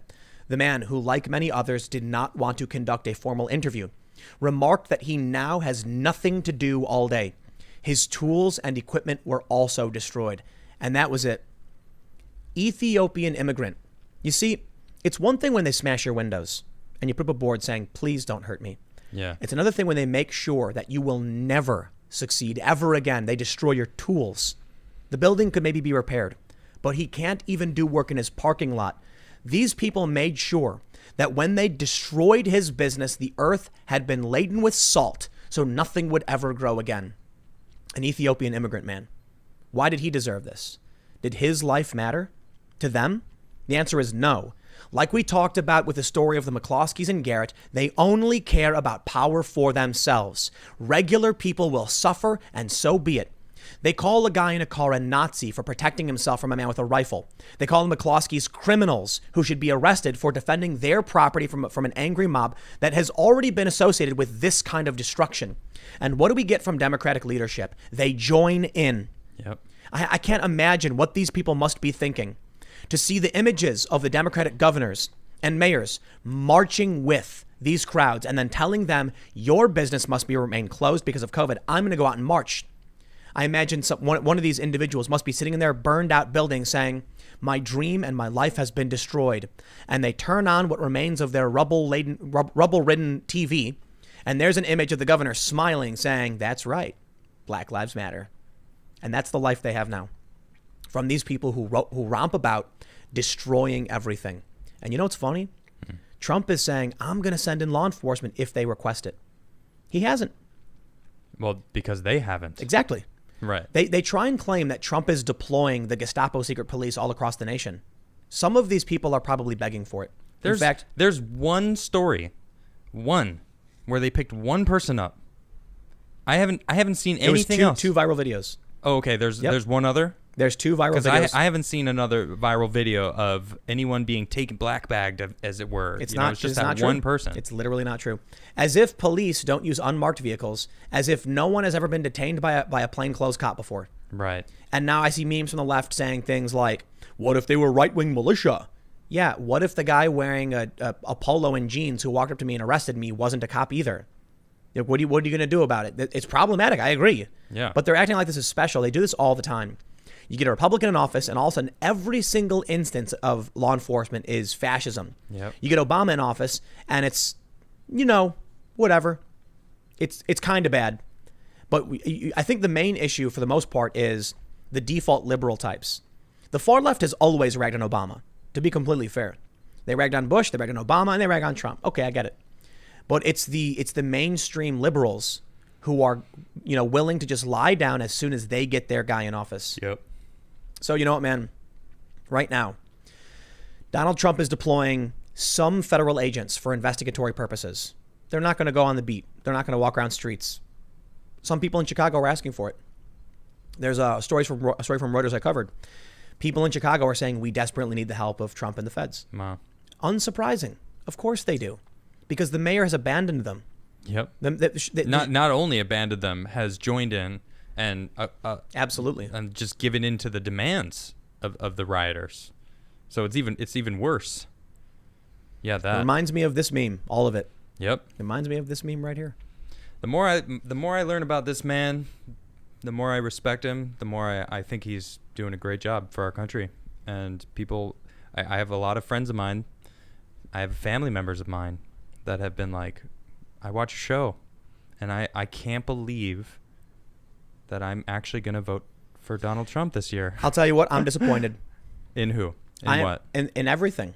Okay. I'm absolutely disgusted by the Democrats. I am Agreed. Enraged by them. Okay. And I'm disappointed generally that, for me, Donald Trump is the only choice right now. Yep. I guess it's kind of like the saying, it reminds me of this old kind of, it's not really a joke, it's kind of a joke. Mm-hmm. I think I told it on the show before, but I'll say it now. It's a religious joke where a guy is in his house and a flood starts. Remember, I told you this one? Let's tell it again. Maybe, okay, yeah. Check it out. So a guy's in his house and a flood starts and there's water sweeping through the streets. The neighbors run to his house and say, quick, come out and jump in our car. And, we need to get out of here. And he goes, no, I'm going to wait for my Lord to save me. And so they say, no, are you crazy? You have to come with us. And he goes, I'm going to pray to the Lord to save my life. They leave. The water rises and he runs upstairs. He starts praying again. Please save me, Lord. Now a boat pulls up his window and the guy says, hop in the boat, quick, we're getting out of here. The flood water is too high. And he says, no, I'm praying to the Lord to save me. My Lord will save me. Are you crazy? Come on. He goes, no. He leaves. The water keeps rising. He climbs on his roof. Now a helicopter comes. They throw a rope ladder down. Quick, climb up before you die. And he goes, no, I'm praying to the Lord to save my life. The helicopter guy says, you're crazy, but he refuses. The flood waters rise and the man dies. He goes to heaven. And finally, when he gets to speak to his Lord, he says, I prayed and prayed and prayed. Why didn't you save me? And the Lord says, I sent a truck, I sent a boat and a helicopter. You wouldn't take it. And that's the joke. The point is, you think you're going to get a perfect vision of what's supposed to come and help you out of this crisis. And I cannot believe that it's come to the point where 2 years ago I was laughing like, I'm never going to vote for Donald Trump. Yeah. Now it's so bad with the riots, and I kid you not, they arrested 2 small business owners only a few miles from my house because they wanted to do a small limited membership only gym opening. Yeah, I read that. A couple handful of people. And so the governor's like, lock them up. They're letting prisoners out of the jails, out of the prisons, and they're bringing it was like 8,000 in California or something like that. Some ridiculous amount. I'm sorry, man. For all of the faults that Trump has had that made me angry and upset or laugh and like, I'm not, now at this point where I'm like, what am I supposed to do? Vote for Biden? So I'm disappointed that I'm like, I normally wouldn't care to vote for Trump or especially not Biden, especially not Hillary. But I know that Trump is a funny guy. I just could never expect that the highest office of our country would be to a reality TV real estate mogul comedian who at least loves the country. With an economics degree. Sure. He's a billionaire. He knows what he's he's a real doing. estate mogul, I think he's a smart guy. I think he's very successful. Yep. And the reason I told that joke about, expecting this perfect solution to save your problems is that maybe right now the only thing we have is Trump. So for all of the things that he said or done where I'm like, I roll my eyes and I'm like, I would prefer someone better. At this point, what's our choice? Joe Biden? Even Joe Rogan said it. Rather vote for Trump than Joe Biden. You got to think about what Joe Biden represents and what's happening in this country right now. And then it becomes a very, very difficult position. It's not easy. Absolutely not. It is for me. It is for you. I'm voting for Trump. Not for me. It's my liberal sensibilities. Sure. I see Trump and I see a lot of things that I'm totally fine with. Okay. I see a lot of things where I think he's like the easiest thing is character issues. But for the most part, he's absolutely done a better job on a lot of issues in the past couple of years. But now we're at a point where once he's able to finally start doing his job because he hasn't been hampered down by a certain group of people trying to bring him down. I personally am not confident that. Well, I'm confident the economy will do well, but I'm still concerned that under a Donald Trump presidency there will be a lot of problems facing our nation and the world. Mm-hmm. But that's irrelevant at this point. The nation is crumbling. The Constitution is riddled with holes in Swiss cheese. Joe Biden is one of the architects of so much of these problems. The Democrats are joining in the chaos. The Democratic governors are arresting people for opening their businesses and locking down their states, and some Republicans too. And so right now I'm like, well, the ship's sinking. I guess I'm tossing my hat over to Trump. It's probably a good time to invest in some gold. glass stock. Glass? Yeah. Oh, because of all the replacements. Yeah. Yeah. Find your local glass company, invest heavily because they're going to be put in They business. are busy. Yeah. So look, this meme, in reality, they're not after me. They're after you. I'm just in the way. I'm like, I believe it. I do. Trump is in the way. Can I get my... I don't like him. He's a funny guy. I don't like him. But you know what? I'm just over here like... Well, here's the main point. Of all the problems, do I think the obnoxious bully is going to make a beautiful and glorious future for everybody? Excuse me. You're trying Excuse to. me. I recorded some voices for Excuse Adam me. to. I have an answer to that. Excuse me. Yes, he is. Absolutely yes. It doesn't matter. This is the more important point. I feel confident in the economy. Don't get me wrong. But I look at the people he's hired, John Bolton. I'm not confident he's going to hire the right people. But it doesn't matter anymore. You know why?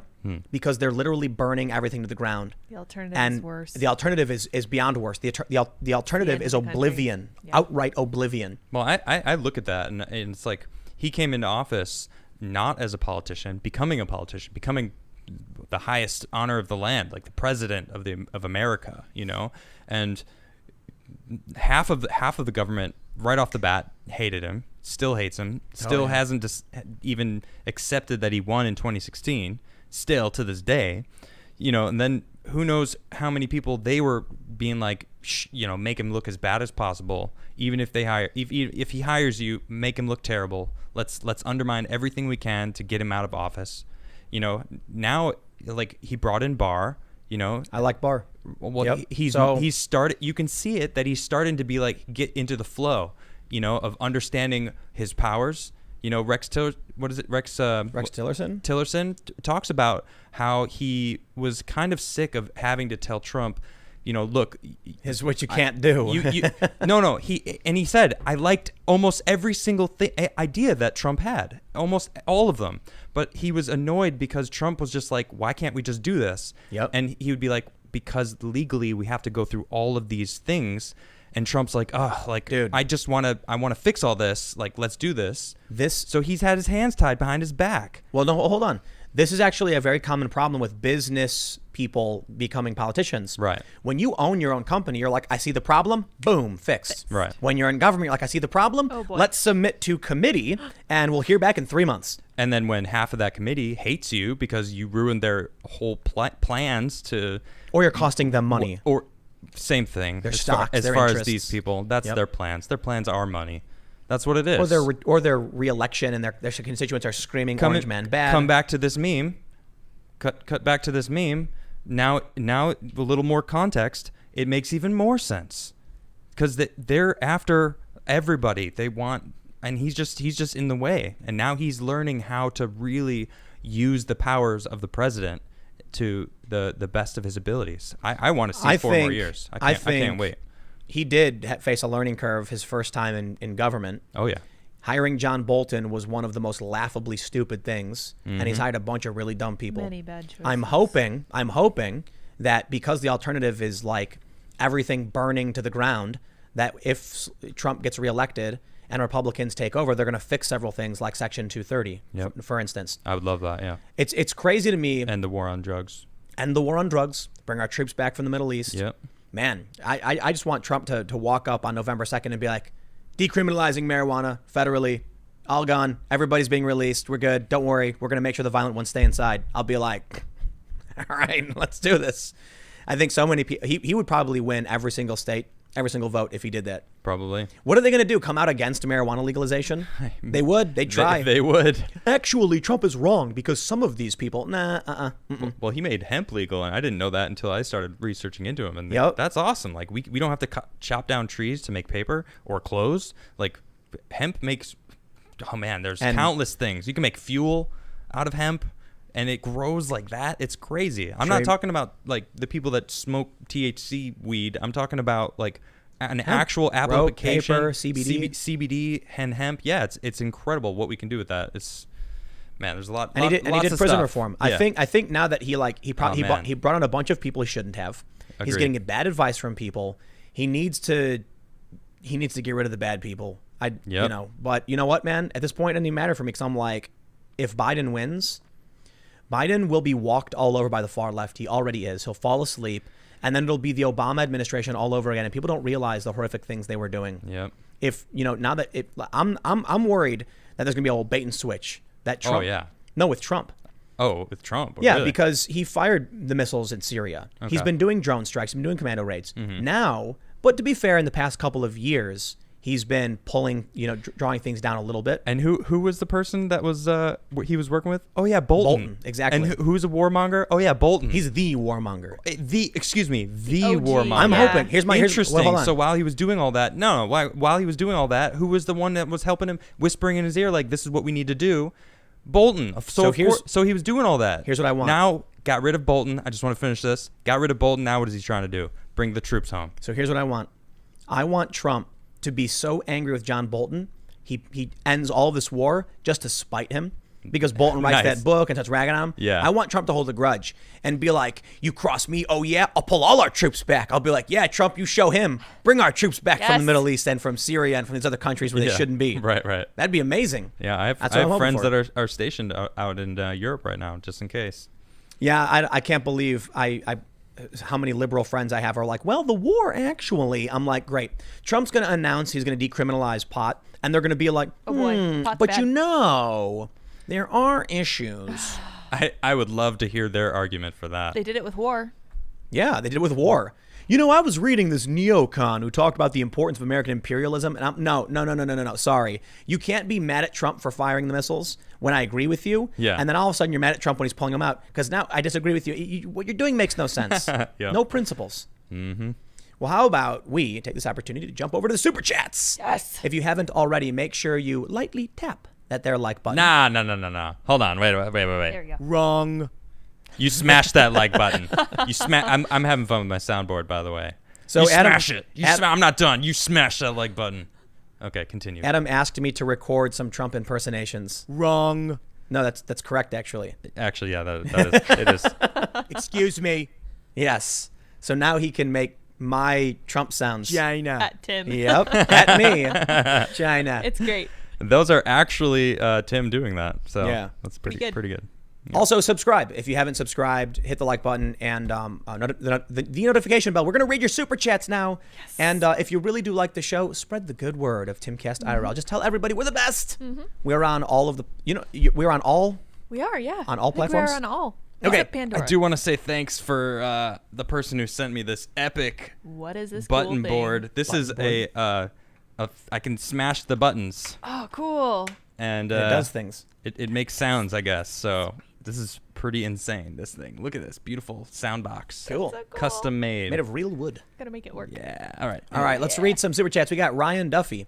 He says, I disagree with the anti-YouTuber sentiment. I want to be a YouTuber. It's not for fame. It's to share my experience in hopes that it has a positive impact on people. Fame is just a resource to help broaden the potential impact. I love you guys. Appreciate it. Okay. Well, all right. On that note, you have something that you are able to give to people. You when you have a child who's like, I want to be a YouTuber, and if that is their goal, then and this is the general consensus of there was a poll about asking kids what they want to do when they grow up, and it was a YouTuber, be an influencing YouTuber. Canada, same answer. And they asked Chinese kids, what they wanted to be? I know the answer. Do you want to say it? Scientists. Yeah.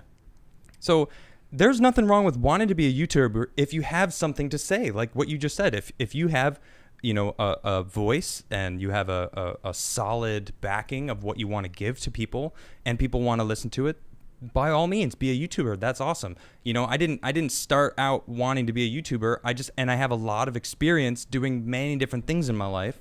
So it helps me be a YouTuber like I am now, so it's not that there's anything wrong with it, but the fact that our kids, that is the sole thing that they want to do, you can't ignore that is a problem. We can't have everybody just wanting to be YouTubers, trying to influence each other to be YouTubers. We need some astronauts. It'll be a cycle of everyone just ends up being YouTubers, and then what the doctors, the science, like we used to like glorify scientists and doctors and astronauts. That's what we need. Like, Elon Musk, we still kind of do it. And he's one of my heroes. Yeah, absolutely. Right on. So, I never said that there's anything wrong with being a YouTuber at all. It's about having a voice, having something there. Build yourself and then be a YouTuber. Have something to give to people. You clearly do. So that's great. There you go. So we're going to read some more, but make sure you follow me on Twitter, Instagram, and Parler at Timcast. You can follow at Adam Krigler on the same platforms, Instagram, Twitter, and Parler. And you can also follow at Sour Patch Lids, LYDS, on Twitter and Parler too. And let's read this here super chat from Ian Hall. He says, to General T. Poole, Salty Army, 1st Division HQ, please use this money to facilitate the move of your overlord, the cat. Yes. P.S. Is it too late to vote Alien Invasion 2020? It is not. Do it to it. This is not spinning fast enough. Spin it. Do it. That's basically like J. a spin Matt the says, UFO. Yeah. I had a rough childhood, but I'm well off now. So I have to manufacture challenges for my 2 kids. I cannot tell you how many friends and family members tell me I'm being too hard on them. My mom-in-law is the worst, even though her parents were super strict and she lived on a farm.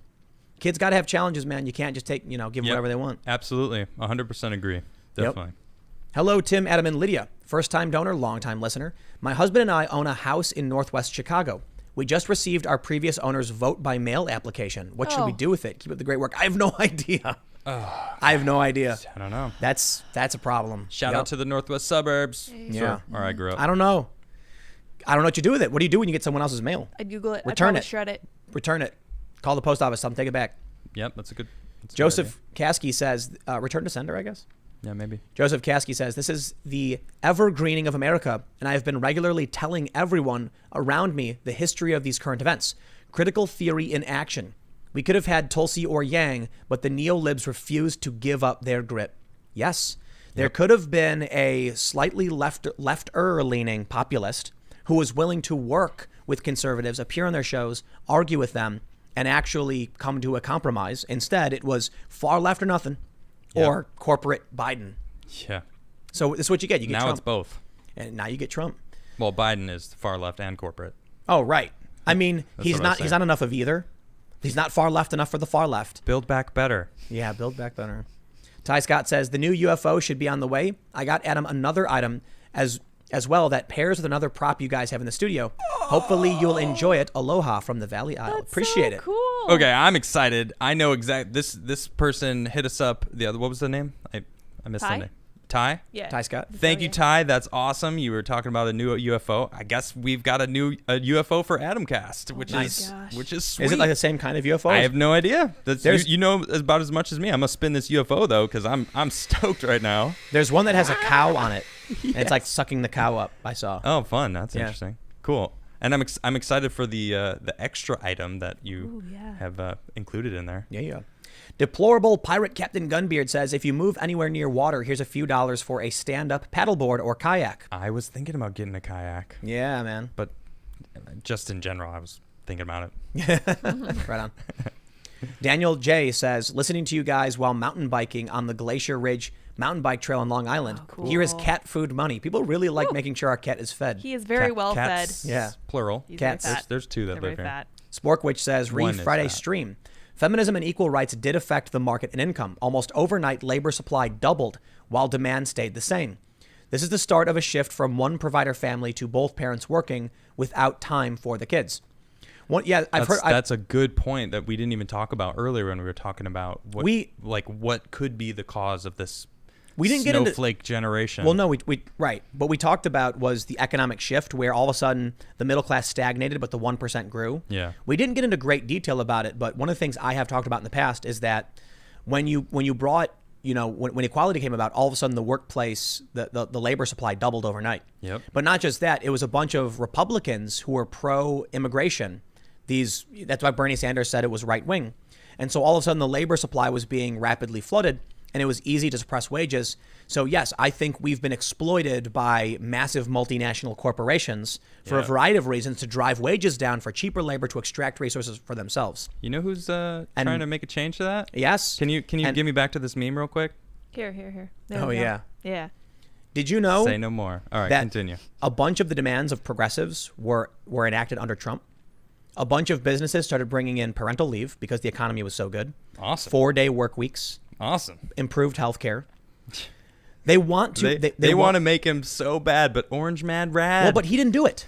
No, listen, he didn't do it. They want the government to mandate these things. Oh, okay. And it was really funny when I read the news and I was like, by ignoring it and just having a prosperous economy, these things naturally emerged. Yep. I see. Yep. Let's read some more. Let's see. Poofy says, liked Adam's Trump deep dive. Keep up the good work, you guys. Thank you very much. There you go. Thank you. Grant Fullweiler says, my girlfriend keeps getting jealous because the only thing I smash is the like button. You can't Well, just do the like button. Come on. That might be something you need to fix. All right, let's see. King Canuck says, a humble ask. You've recently taken to posting snips of articles and headlines by comparison with captions like, see, I told you, and it's not always obvious where your sources are and what you mean. Can you link those? And if not, why? Have a great one. Are you talking about Twitter probably? The issue is that you can't have two articles next to each other if you post like two links, then one link looks like a link and then it auto loads the other link, so you can't actually contrast the stories. Yeah. So then, I don't know, I just didn't post the sources, so I will next time. Maybe just add another tweet below the original With the tweet. sources. Yeah, I think I've done that before too. That's, yeah. Mostly it's just to contrast the headlines. But the other thing too is you can Google search the headline, the story pops right up. Justin Four says, Canadian PM and government in trouble over awarding contract to the WE Foundation, which has six-figure connections to family members of prominent government figures, including Trudeau himself. But that's like saying government does government stuff. What else is new? Cornelis Jantz D. Jager says, I don't understand why Dems blame Trump for 150K deaths, but 100,744 died in Dem-led states since 27th of July, and 45,802 in Republican states. You can download the full data set from the bottom table. I can't link it, but yeah. The Hot Thought says, thank you for your service. Now make some aliens dizzy. Well, there you go. I know what that It means. is a good point, though. They act like Trump is an authoritarian for sending federal law enforcement around the country, and he's a failure for not mandating the states follow his decree. Yeah, that is. There's no win. Yeah, what? So you wanted him to lock you down before, but now you don't want But him now to you're lock mad you he's down. locking you down. And he's not even locking Wait, anyone think down. about this. Hold on. The cops arrested these two guys in New Jersey, right? Right. What do you think Trump would do if he enforced these hard, like, national mask law? People are saying Trump should mandate masks nationwide. Well, what do you think happens if you don't wear them? the police are going to come and you're going to get in trouble. The cops are going to do something. Yep. So they don't want Trump to stop murders, but they do want him to stop people who won't wear masks. Uh-huh. Amazing. Makes sense. Oh, it drives me crazy. I'm so sick of JW it. Duncan says, Dear Tim and crew, I wish I could afford more. I'm disabled with spinal injuries, but I thoroughly enjoy your perspective. And if I could afford to donate more to you, I would have. Thanks for your voice. I really appreciate it, man. Thank you. Don't Thank feel obligated or pressured. You know, No. you guys take care of yourselves first and foremost. But I'm going to spin the UFO for you. Heck There yeah. you go. Andy, the camera guy, says, you should look into the lyrics for The Sound of Silence. The song really seems to resonate with what's going on in the country and the work you guys are doing. And the people bowed and prayed to the neon god they made. I know, I love that song. It's Great incredible. I was actually just trying to jam out, learn how to play it. Mitchell Bosick says, I voted Democrat my whole life, but they have gone crazy and I'll be voting Trump this year. I don't know if I'll ever vote Democrat again.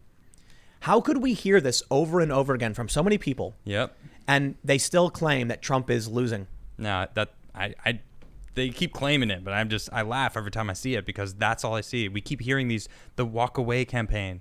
Walk away means leaving the Democratic side, not leaving the Republican side, leaving the Democratic side. Ooh, hey, check us out. Drew M says, we filed a lawsuit against Google and we are appealing a challenge to Section 230. I sent a link to Oh. Adam. Wow. Oh, cool. interesting. All right. Yeah.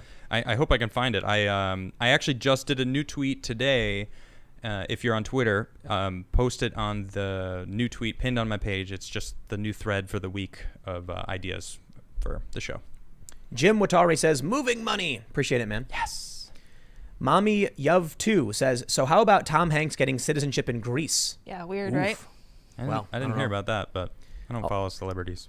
Elijah Johnson says, I understand if you can't or don't want to, but I thought I'd ask you, Tim, anyway. I have a term assignment due in a couple weeks, and I hope I could interview you for it. Hope you could do it. Love your content. I really appreciate the super chat, but I got to be honest. I work like 16 hours a day every single day, and I've missed the past 3 meetings with the animators. Oh, serious? 3 meetings? Dude, my Yeah. brain is fried, man. Well, and they're the time zone difference too. But like, it's I'm working, and then I finally finish, and I'm like, I don't. So here's the thing: I don't eat until I finish all of my work. yeah, you're crazy. So dude. it's like 4 p.m. I finally eat for the first time in the day, and then after I'm done, I'm like, I missed that meeting. Yeah, the and it happened first- 3 times in a row. the first half of the day, he gets all of his energy from the beanie. It like sends it directly into his brain. It's an inadvertent intermittent fasting kind of thing. Yeah, I see it. Yeah, it's not intentional. It's just like I don't like eating until I've completed all of my tasks. Because then it's just like, I don't know, man. I used to actually have a snack in between. I'd have like a bag of chips. Yeah. And then it would just like, Or unicorn meat. unicorn meat. We used to, yeah, we have the mythical jerky. We don't Werewolf. do that anymore. Yeah. LR Design Studio, Lori Sullivan Roy says, when is your next jam session? I am ever increasingly impressed by you, Tim. All of you, but you know, Tim. Fridays. Friday nights Friday. after the show. I am working on a new song. Yep. A brand new one, literally. Oh, new. Literally brand new. Just like Nice, wrote nice. it in the past month or so. All right. We'll see how it comes out. I think it's great. Gareth Green says, Pool Sunday. Would you ever consider speaking at an event held by rich conservatives in Southern California? Also, the leftward slant of so many Facebook friends has driven me away to Parler for the time being. I have no problem speaking at various events. The issue is that I'm working all day, every day, nonstop. Yep. I go to bed like an hour after we finish the show, like have like some water and just chill for a minute. Go to bed, wake up, right back to work. There's like a brief period between 4 and 6 p.m. where it's like I can skate or eat food or something. But we've been in a heat wave, man. It's been like 100 degrees all day. Brutal. It's Yeah, it's pretty nightmarish. bad. We tried skating, and I was just like melting the whole time. Melting, It's fun to get ridiculously sweaty, but it's hard to skate, man. All right, let's see what we got here. Let's see. JM says, I am a conservative-leaning LGBT libertarian living in Portland, and I'm scared. The mob stabbed a black conservative man last night. If you participate in wrongthink, you're a target here. Can't wait till I can afford to leave. Well, I appreciate the super chat, man, but you should probably keep your money so you can move out. I mean that. I've been saying get out of the cities. A lot of people have been. Yep. I hope you're all, taking care of yourselves. Definitely. The Scott says, I don't condone wanton violence, and I hate to see people dying for nothing, but stupid should hurt. When parents and society pads the consequences for stupidity, we end up being led by the naive, the entitled, and the evil. Or being led by whiny, entitled kids who are like, I can't believe I'm being arrested. Why is this happening to me? My friend was only throwing Molotov cocktails. It's a cocktail. Come on, it's a drink. Look at this. Air Techie says a black pro-Trump supporter was gunned down in broad daylight in Chicago. What, was that Milwaukee or that was Milwaukee, right? I thought it was, I mean, these stories are popping up. It could Yeah, be something could be Chicago different. too. I don't know. In Austin, a leftist with a gun got shot today. When will America incident that pushes thing over the edge into civil war? I mean, I think when the mayor of Portland joined in the riots and then agreed with their demands, except for his own resignation. Well, he agreed with some of their demands. Well, basically one, I guess, getting the feds out of Portland. But when he joined them, when the AG of Oregon sued the federal government, and now all these mayors are telling Trump, keep your feds out of our states. Yeah, sued the government and lost. And lost. Right. They're challenging the Fed's authority. This is unprecedented. I agree. Vox said the only other precedent is Reconstruction, when the Union moved into the South to occupy it. It's crazy. Yeah, man. Where are we right now? Yep. Gareth Green says, Pool Sunday, an ancient history channel where you do commentary on ancient historical events in the same style as you do contemporary news. It could be fun and add context to news. Maybe. The deep dives. Maybe. That's my field, baby. Well, my goal. So right now, I'm arguably at an output of like 5 hours of content per day. Okay. Because we do the live show, but the next day we do clips. Mm-hmm. I would love to get to 24 hours of content per day. Wow. I don't think it's possible. Big Brother kind of stuff? Well, we're going to do vlogging. We're going to like just have like a ridiculous library. Yeah. I think it means hiring other people to do shows, and Yep. it means hiring people to do deep dives in history. I've got plans for hiring people for news to actually, like I said, man, inspired by Michael Tracy, just hire people to like go drive around, do whatever you want. Yep. Get in your car, go drive, write something up, and we'll publish it. I like it. Like specifically to go. I would love to have like reporters who literally just drive around what the left likes to call the flyover states. Yeah. Where they don't actually care who lives there and what they think, and actually ask them what they think. You know, I like it. that'd be amazing. Yep. Help give some insight.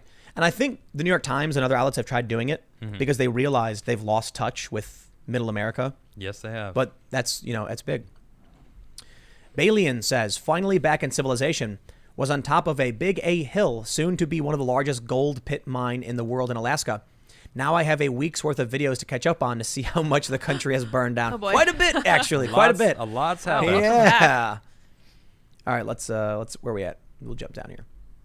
David T says, dude, I started unschooling my son last October. He is always outside at a park. He has video game class, but has assignments on how to monetize video game play. Cool. He turns 13 this December and has become an awesome little dude. Rad. I like that. Cool. There you go. Awesome If little dude. they're gonna play, make them monetize it. I like it. Yeah. That's exactly right. Yeah. Yeah, Joe Rogan had this big thing about video games. Oh, I have a thread on my page. He's half right. I can He's half right. Yeah, But yeah. if you listen to the fuller context of what he was saying outside of the snip people were posting, Yeah. he was saying the challenge with gaming in terms of becoming pro is that some games fade away, and there are pro gamers whose game became unpopular and now they're out of work. That's a good point. You have to adapt to every new game, and it's much more difficult than just being, a trainer or whatever. Yeah. There are a lot of games that don't get as much traffic anymore, That's true. and people were really big, and now, so it's tough. But hey, you know what? The truth is, a lot of football players have the same problem. Okay. So if you make it big with your particular gameplay, whether it's physical sports or video games, make sure you save your money, invest it. That way, when the game dies out, you can open up your own Wendy's. There was a Bulls player who did that. Really? Yeah. He knew that most players had short careers. Yeah, really short. And so the first thing he did was he went to a Wendy's and said, he went to the manager and said, will you teach me everything you know about how to run a Wendy's? And the guy was like, yeah, dude, like a Bulls player? Yeah. Now the dude is retired from the NBA, but he owns a whole bunch of Wendy's franchises. So cool. Nice. Yeah, it's amazing. Smart. Dude. Or at least I read that on the internet, so I assume it's true. Of course. Matt Meyer says, hello, Tim, Adam, and Lydia. First time. Oh, I read that one already, didn't I? I did. Gareth Green says, is there a map of the riot somewhere? No, there should be, though. There should be. Yeah, I was thinking that today. That is a good point. Oh, there should be. Joshua Kitchen says, give me someone to vote for who is not Trump. Sad face, Unity 2020. Hey, look, I hear you, man. The only issue is, I hate to say it, but if Trump doesn't win, I'm genuinely concerned about what happens to this country. And I find that funny because I hear people saying the inverse. If Biden doesn't win, what happens to this country? The only issue is, I can show you all day, every day, the fake news and how the media is lying about Trump. Yep. How we had 3 years of like the best economy in our generation. And actually really good policies that were being enacted by the president. Prison reform. Yep. There were war problems. But I'll tell you this. Oh, and one of the leaders of the Black Lives Matter movement straight up said we need Biden in office because he's malleable. Right. We can't make Trump do what we need, but we can definitely make Biden do it because he'll succumb to violence. What? Here's what I see. With Trump, you might get some status quo stuff you don't like. Yeah. But the country will be the country. America will be America. People are acting like the federal police. The propaganda is insane. There's a photo going around that appears to show federal officer pointing a riot control shotgun at the throat of a young woman. Wow. Have you seen it? No. It's fake.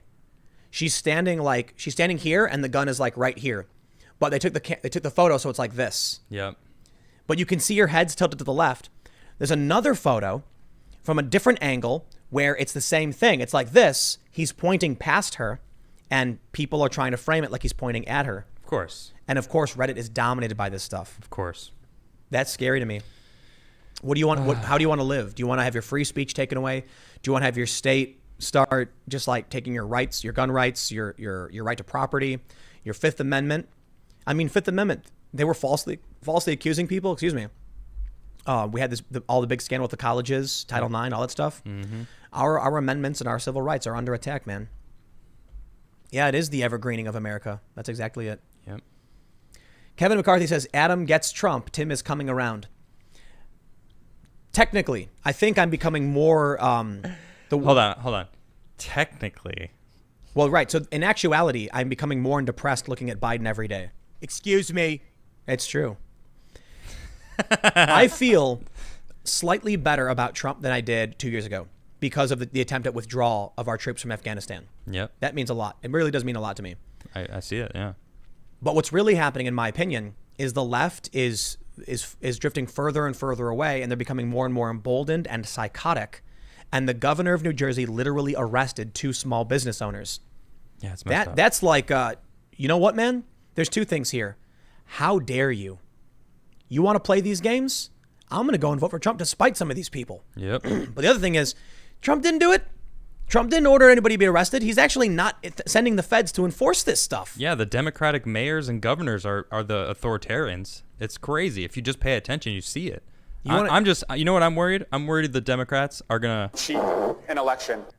I'm dead serious. I think so. Yeah. I'm worried about it. Yep. Because they're blaming Trump for it. They're ramping up already, and it's like, you guys are the ones doing all the shady stuff. I can't imagine any scenario where this election ends quickly and normally like we used to expect it. With mail-in voting, it's going to be a month-long process. Well, you know what is going to happen, right? It's going to be scary, man. Well, there's China. Yeah, them. Yeah. I think they're. I mean, I don't know if you guys know this. In Australia, they're no longer neutral. They sent a letter to the UN saying we're no longer neutral with China. We are going to back America and help them in the South. I don't know. I want to say South China Sea, but it's not the South China Sea. What would that? That's what they call it. No. It is the South China Sea. That's what it's called. Okay, that is what it's called. They're just trying to claim they own it. All right. Well, I mean, that happened last week, and now we're kicking them out of our consulates, the Chinese consulates in America. They're kicking us out of their consulates in China. What's really going on? AG Barr called them out a couple weeks ago. It's like things seem to be ramping up, and no incumbent's ever been voted out when they're at war, right? Isn't that the case? I believe that's the case. I think that's wrong. That's what I've heard. I don't know that to be an exact fact, but this is different, man. I know it's unprecedented what we're going on right now, but I have a feeling if a war broke out, that the overwhelming majority of Americans would immediately back Trump. Yep. And they would argue something similar to me, like, I wouldn't normally choose this man, but the alternative is oblivion. I think the majority of Americans are backing Trump already. Yeah, I don't disagree. I would say 62% based on the Cato. I can't imagine you would be an American who's scared to speak, and you'd think, Biden will save me from this. No, you're probably going to be like, we need a correction. Yep. We need someone who's going to stand up to these people and give me back my freedom. I'm scared. Absolutely. I guess we'll see how things play out, man. Well, ladies and gentlemen, if you haven't already smashed that like button, then smash that like button and the subscribe button and the notification bell. And make sure you follow me on Twitter, Instagram, and Parler at Timcast. You can also follow at Adam Krigler in the same place. And you can follow at Sour Patch Lids, LYDS, on Twitter and Parler as well. We do the show every Monday through Friday at 8 p.m. So thank you all so much for hanging out. But it is now 10, so we'll be wrapping things up unless there's anything else anybody wanted to say. Nope, I think we got Oh, it. there's a super chat. One last one. Sword One and last Scale just said, thanks for what you do, Tim. Hey, I appreciate it, Sword and Scale. And I Sword and Scale I feel the same way. Sword and Scale is a very big and popular podcast. Oh, cool. Oh, Yeah. very neat. Oh, I right think on. one of the top podcasts in the Oh, world. that's awesome. Really? That means a lot. I appreciate it. Cool. Right Yeah. on. Well, I feel the same, man. Thanks for what Oh, you wait, do. we got one more. Oh, we got another one. One more. Tim, did you get your AR from Crowder yet? Well, Well, about that. I actually got a call from the gun shop. It's been sitting there for a while. It was sent very far away because it had to be modified in New Jersey because New Jersey has insane laws. Okay. And so they finally hit me up and they were like, it's been modded, it's legal. However, you're very far from us. And so I was like, there's no way I'll have time to go and get it. And they said, we're going to ship it out from our location after the modifications to a new location. So Oh, cool. it's waiting for me. And they were like, the guy was like, we got a call from this company. Like, the president of SIG is calling. It's like, Oh, what's going on? no doubt. That's Whoa. He's cool. really asking for it. I'm like, wow. so neat. I feel very special. They're going to roll the red carpet out when you go pick So, it up. That's right. look, I'm not surprised. It actually took quite a while because New Jersey is, I guess, what do you say? What do they call it? One of the evil seven? The evil seven. The States, evil yeah. seven states, a really, really awful state for gun rights. Yeah. And so it had to be sent somewhere where they could actually modify it to make it legal. Now it's done and I can, pick it up, but not too far. So they're going to have to ship it to me at a closer location. So I'm excited for that. But with that being said, it is time that we go bye-bye. So thank you all so much for hanging out. Thanks for smashing the like button. Thanks for the super chats. And thank you for subscribing. We will be back tomorrow with clips throughout the day and live at 8 p.m. And we'll see you all then. Bye, Good night, guys. everybody.